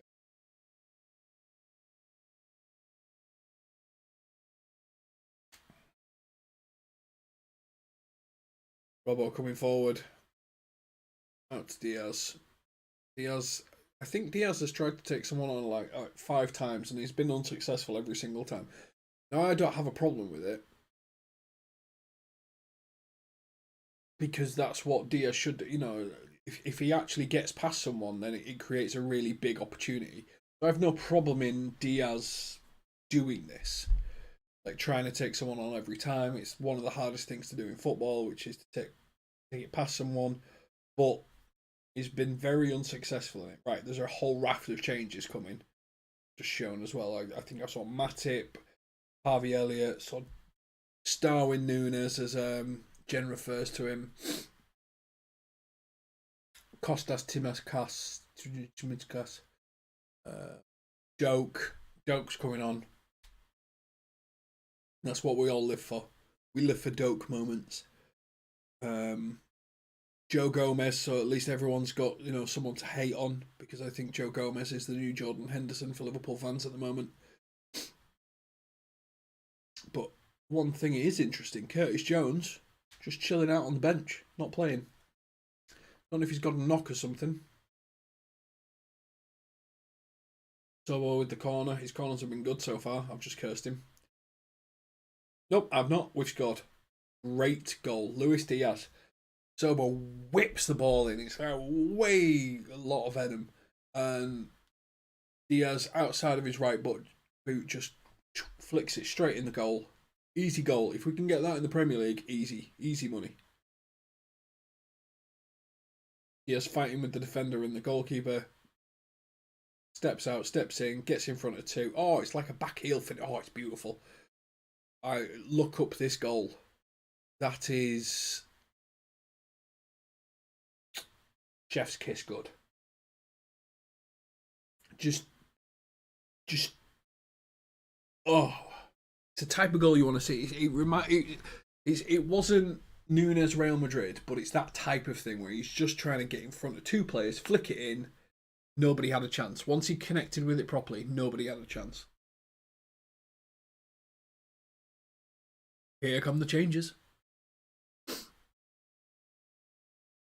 Big raft of changes coming on now.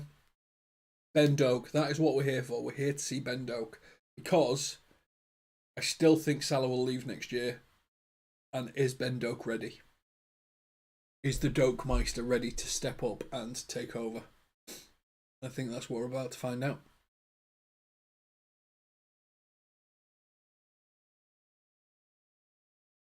Yeah, but what did he feel? Well, it makes sense. That's why Maka is 6 tonight. I like Maka at 6. I think Jones Maka double pivot with Sobo in front is a more sensible option.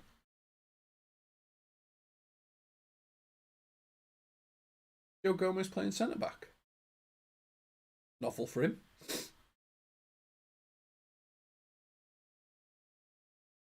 I don't think Gomez has played centre back all pre-season. So there you go, left centre back sorted. Joe Gomez.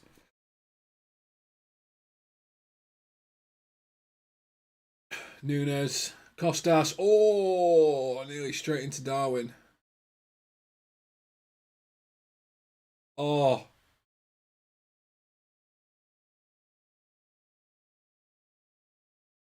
I tell you what, once, and come on people, you had one job to remind me.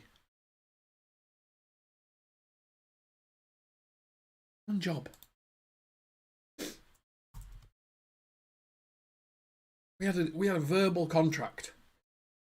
You will remind me when I forgot to change the score. Cross in, doesn't be the first man, flicks back, ooh, ping pong.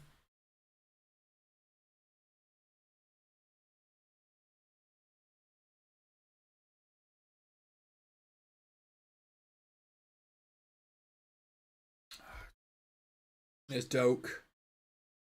Oh, cuts inside, past the man, flicks it in. What?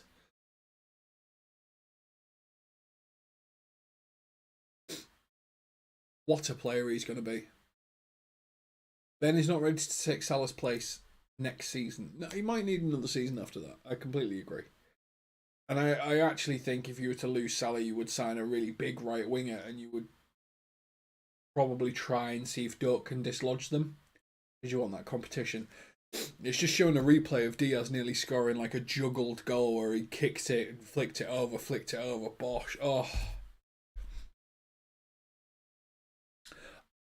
Well, this is the thing. Who would you rather take corners at the moment? Trent or Sobo? Because Sobo's deliveries have been bang on the money.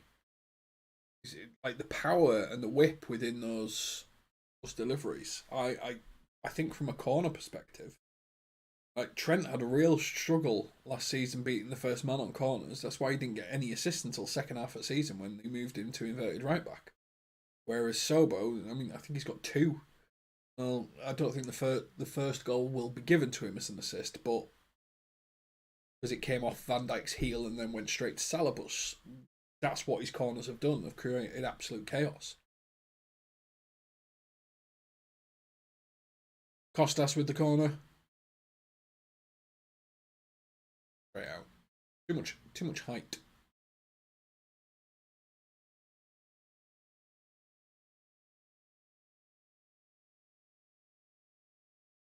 Agree. Yeah, I think I would give corners to. So yeah, let Trent shoot. Trent wants to shoot from free kicks. Let him do it. Let Sobo take crosses and stuff like that. Trent's better at crossing whilst the ball's moving. Elliot, oh well played. Doak. Back to Elliot. Kind of didn't know where to go with it then, them two. Like, played it back and forth to each other and just no idea where to go with it. Bit of a shame, really. We'd think the sensible thing for Doak would be drive to the byline, whip it back. But Liverpool, since the changes, are all over him. All over them. Like, Harvey Elliott's picking up some positions. Harvey Elliott with a shot. Ooh. Just wide, just wide.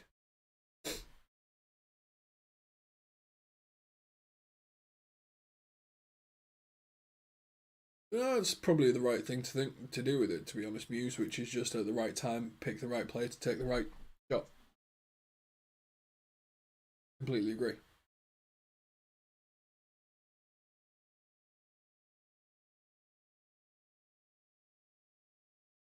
Completely agree. Again, they've nearly got him with that exact same bloody ball, and they just bang it over the top, and it's infuriating. Because even I know what they're going to do, because they make it that obvious, yet for some reason, there's no prep that goes into defending it. Like, they're going to play 2 passes and try and lob it over the back of the defence. That's it. That's all they're doing. And it's successful because it's so easy. Doak on the right hand side here, 1-on-1. Taking the player on, cuts inside. Pass. Oh, Diaz could have got that. Exactly what you want to see from Doak. You want to see him get the ball in space, take on the defender, get it in the 6-yard box or penalty spot. It's exactly what he did. He did it perfectly. Darwin with a bad bit of control there.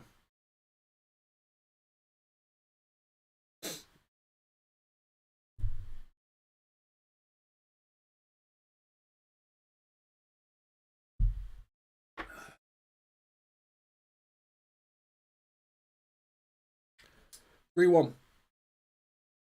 I'm feeling like we're more on top of them now. I feel like we're more in control, and that's probably because they have a complete lack of squad depth. So these players coming on for them now are probably just, one short of Damo on a Saturday. Just hobbling on the pitch, going, "Oh, I can play football." So the only thing I'm really worried about now is injury.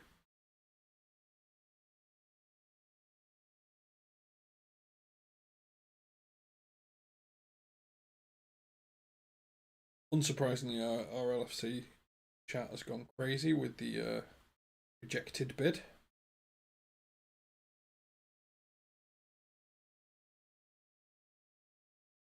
Nothing major news-wise, it's looking like. Now ringing the changes. Craig. White mate. White mate. Who do you have on corners, Craig? Sobo, Trent, Robbo. Because the delivery today from Sobo has been magnifique.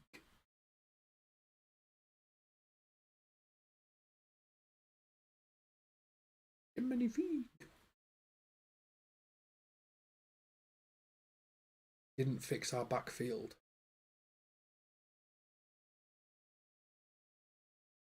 Huh?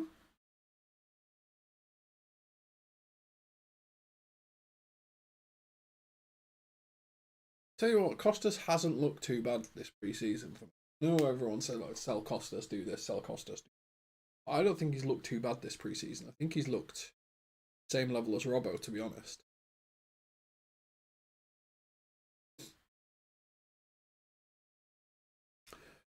Update, just been told that talks continue with Lavia's side, make it clear the fact that they want to sign for Liverpool this summer. There's a feeling the deal is now big wasted. 5 million bonus in Luna's. LFC considers they already made a huge effort and are now evaluating the situation. As written earlier, wait and see. Mark, howdy doody. Just you did say 4-1, Ant. I'll give you that.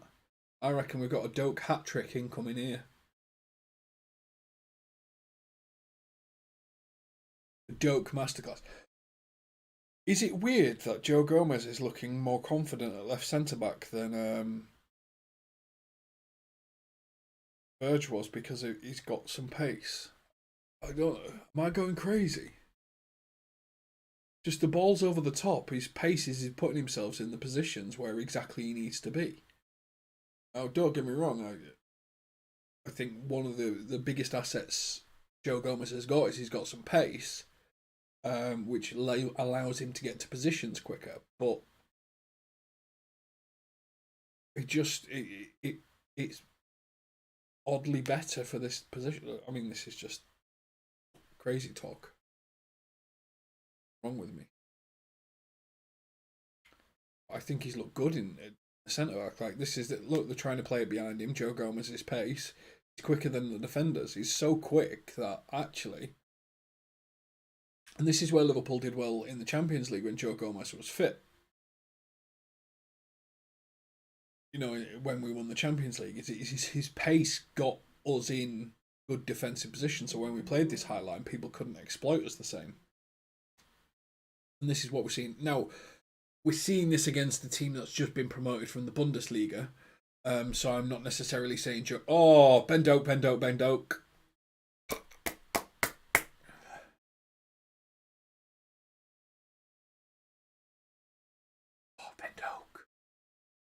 Nearly waltzed his way in and slammed one in.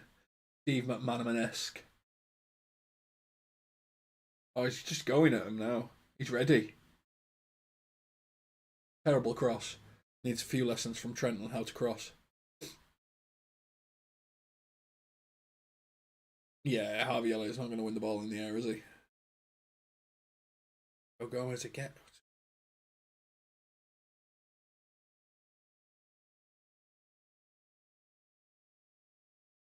I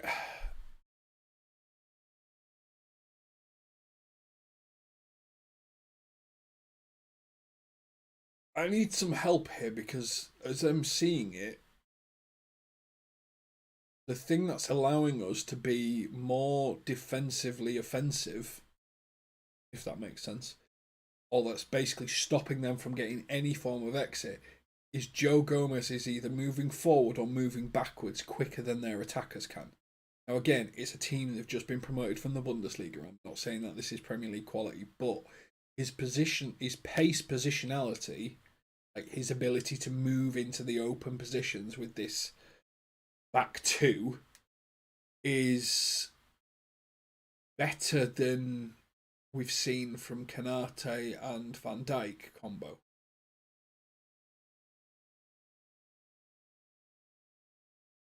I don't know what's wrong with me, but that's just what I'm seeing. You know, if I'm seeing this wrong, please put me right in the comments. But is Joe Gomez playing well at centre back, at left centre back? Oh, what a ball over to Luis Diaz, 1-on-1. Can he get past the player? He gets past the player. Centres. Oh, Darwin Núñez. The defender just gets it away. Ben Doak tries to have a strike. That should have been 4. That should have been 4.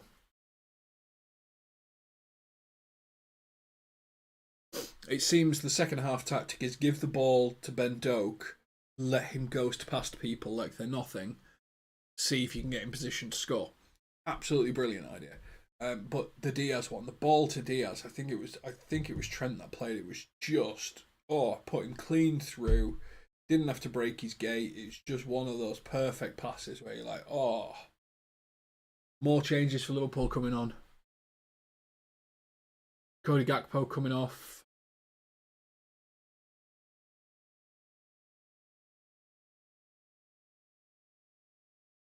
Curtis Jones is coming on.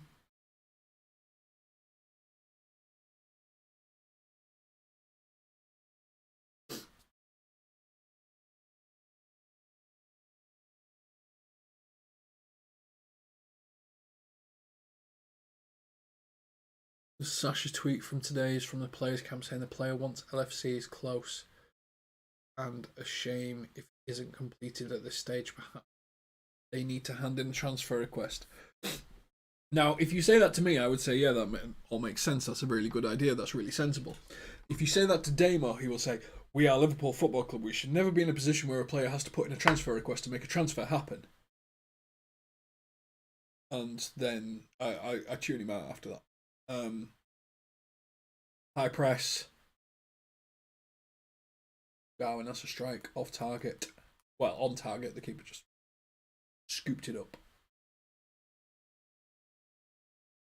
Jones must have felt his starting spot slipping.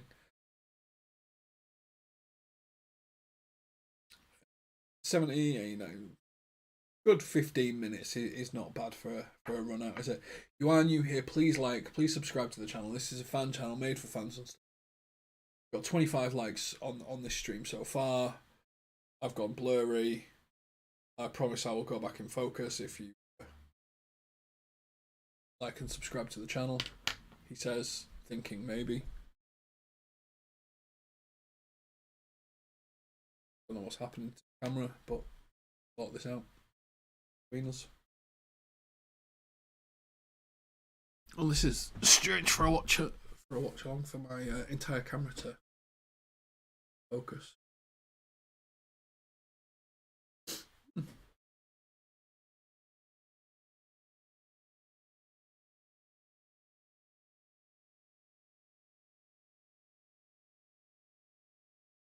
There we go. We're back in focus.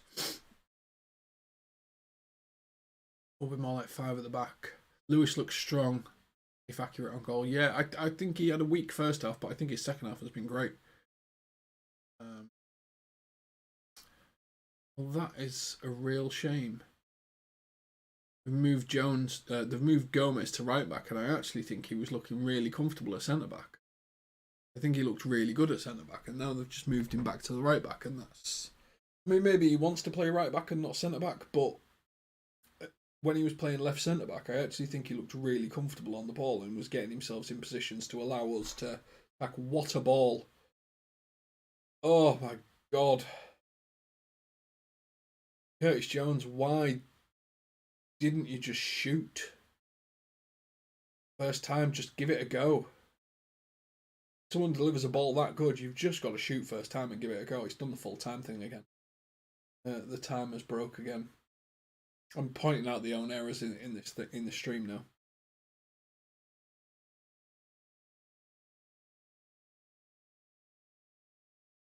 I prefer boxing over MMA. And the reason I prefer boxing is I think MMA is set up for specific martial arts. I don't think it's actually a demonstration of what is the most lethal martial arts.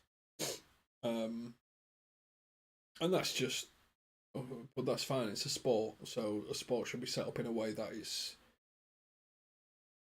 fair and equitable for everyone. And I know there's certain rules like as elbow angles and stuff like that that you've got to follow when it comes to MMA. But yeah, I think mixed martial arts makes me think about the best martial art that you could possibly do. But there's certain ones that don't work because they're designed for the types of striking that is completely banned. But I think the right to be banned is just I don't enjoy it. Whereas boxing's just about who can punch each other in the face best.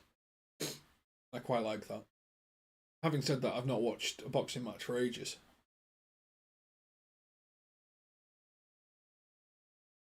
I think the last one I watched was Joshua Usyk. Ooh, they're nearly sliding. Just because there hasn't been any good boxing matches. I mean, it's all gone a bit. I'm gutted. I missed the. I was away on holiday, so I missed the unificate, like the two weight belts unification fighter. And I've completely forgotten his name. It's just fallen out of my head. Um, I really wanted to watch that, but I don't watch the YouTubers boxing.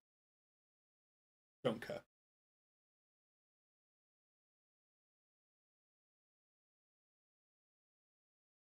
Liverpool starting to hunt in packs, starting to move the ball well.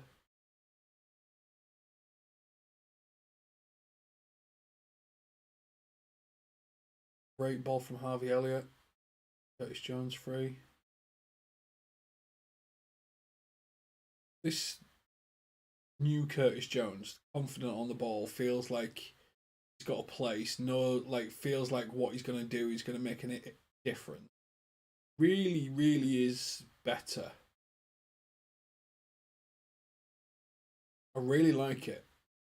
I really like how he's just confident on the ball. He's taking control of the situation and he's doing things with the ball. It's good to watch. I think it's good to watch a player that has confidence in their own ability. I do not think there is time to sign a defender, and if I'm completely honest, I think the defender we needed to sign, we missed out on, which was Timber from Ajax. I think he was exactly what we need. Bit of a right centre back, bit of a right back, play defensive midfielder occasionally. Timber was everything we need. The only defender I will probably sign if I was to sign one now would be Pavard if he's still available. I think again, right centre back, right back. I'm not a fan of this 3-2-2-3. I would rather we play 4-3-3. If you want to play Trent, play a three midfield with a double pivot. But that's just where I'm at with it.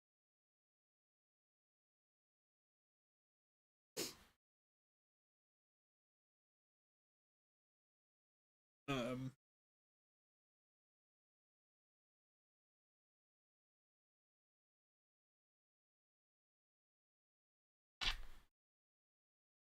Nunes.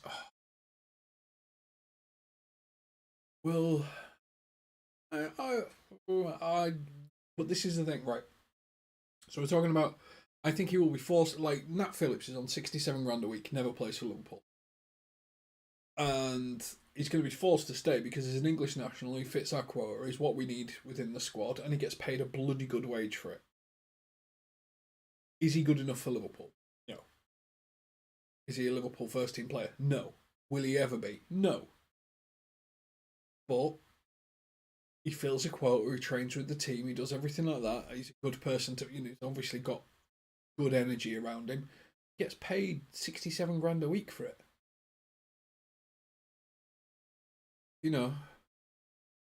Bonza might end up being that type of player where we've just got to keep him in the squad and maybe he'll be good enough, maybe he won't be. But if we think he's going to be good enough, if we think he's going to be in the top 1% of 1%, which is what you need to be a Liverpool player, we loan him out.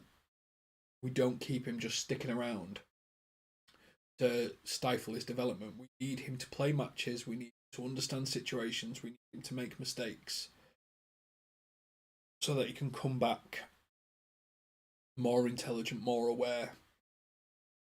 defenders are not like attackers. A mistake for a defender can cost a goal.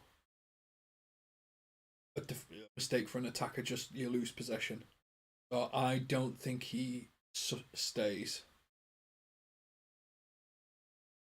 Yeah, I've seen the Phillips to Leeds thing. I don't think anyone leaves Liverpool at this moment in time until we've got in what we want to get in, and then maybe he can go.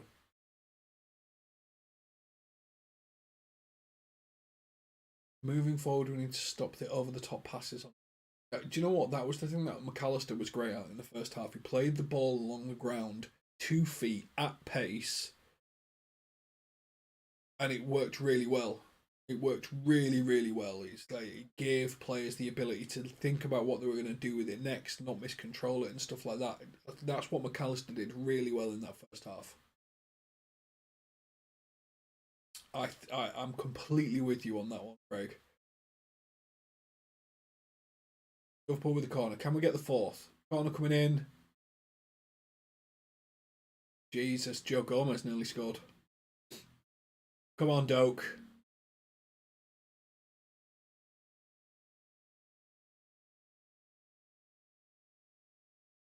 Ugh. Panic. Everyone trying to have a strike. Everyone trying to get a goal. Everyone trying to do their bits and pieces.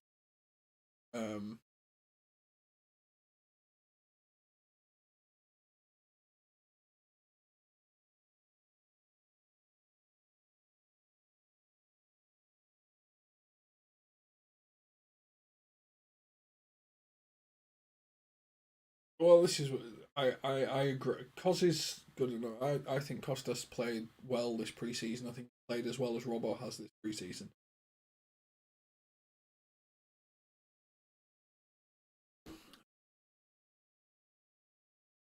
It's the right back, and I would rather Joe Gomez be a centre back and make some errors, and we play him in.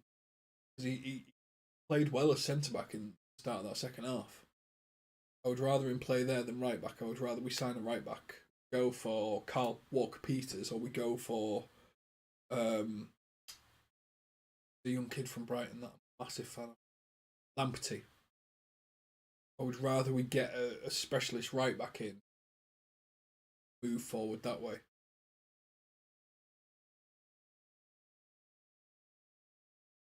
You think Kell could be stronger than Alisson? I mean, that's if you really think about that, Craig. What you're saying is, I think Kelleher could be the best goalkeeper in the world.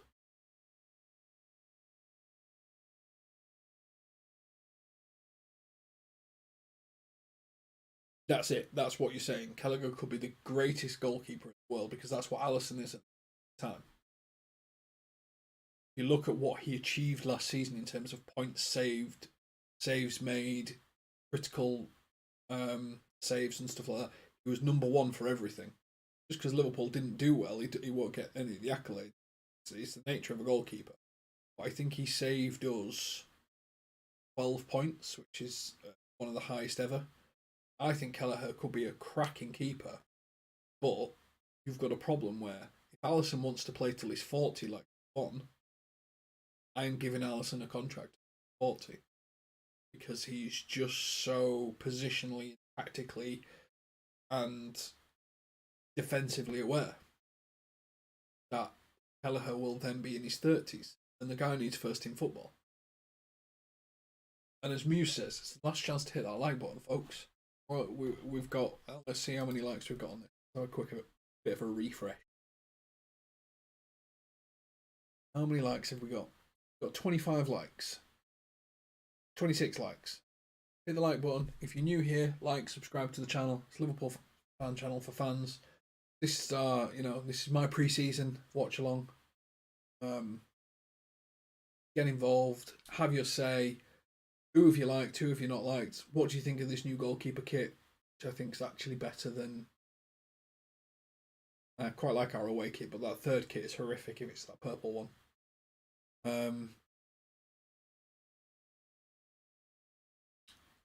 But yeah, I think Kelleher for his own career probably needs to leave Liverpool, but he's not leaving Liverpool this season because I don't think we're selling anyone anymore. We might let Nat Phillips go if we bring in a defender.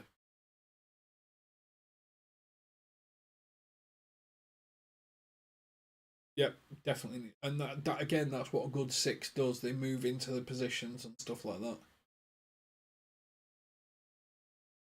Oh, good attack. Costas. Back. We're going to recycle the ball all the way around again. No. I think Gomez will be better back in the middle of the park after what I've seen so far. I think his pace is an asset for a really high defensive line. And I think one of the things we saw with Matip is his inability to move quickly into position. If you're playing a 3-2-2-3, you need pacey defenders.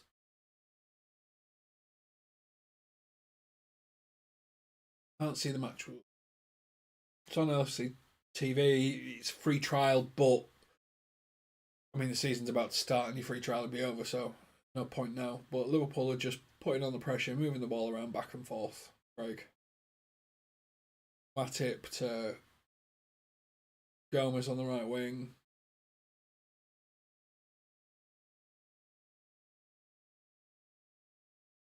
Oh! Someone was trying to win it at the far post, and I think it wasn't Nunes because I think they weren't tall enough. We'll start at the back with Trent, Canate, Van Dijk, and Robertson. Of course we will. But what we're going to do is we've got the team coming out a little bit later. The team are going to start to talk about all the news and breaking stuff and everything that's been going on. Obviously, quite a lot's been going on today.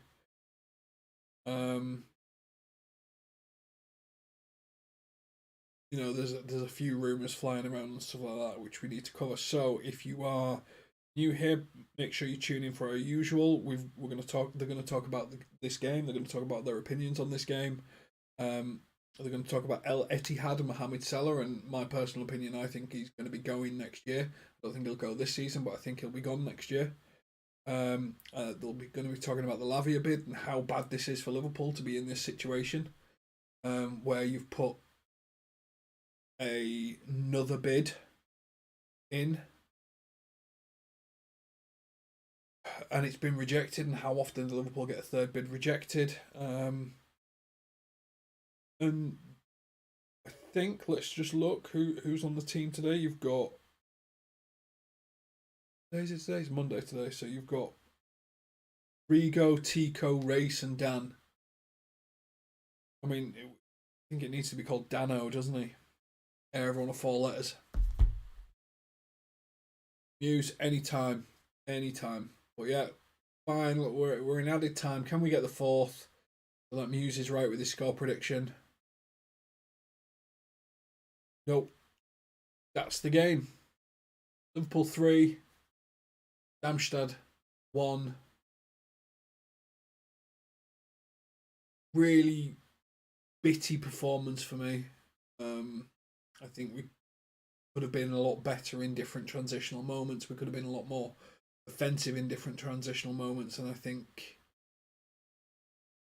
the 6 is the problem. The formation is the problem. Is it good enough to beat Chelsea? Probably, but that's about it. This has been LFC Transfer Room. This has been our watch along with SV Darmstadt. Make sure you tune in to the transfer room tonight, where we're going to talk about all the transfer rumours and everything that's gone on. Liverpool 3, Darmstadt 1. Thank you for everyone that's joined and kept me amused during this stream. We will catch you on the next one. Take care.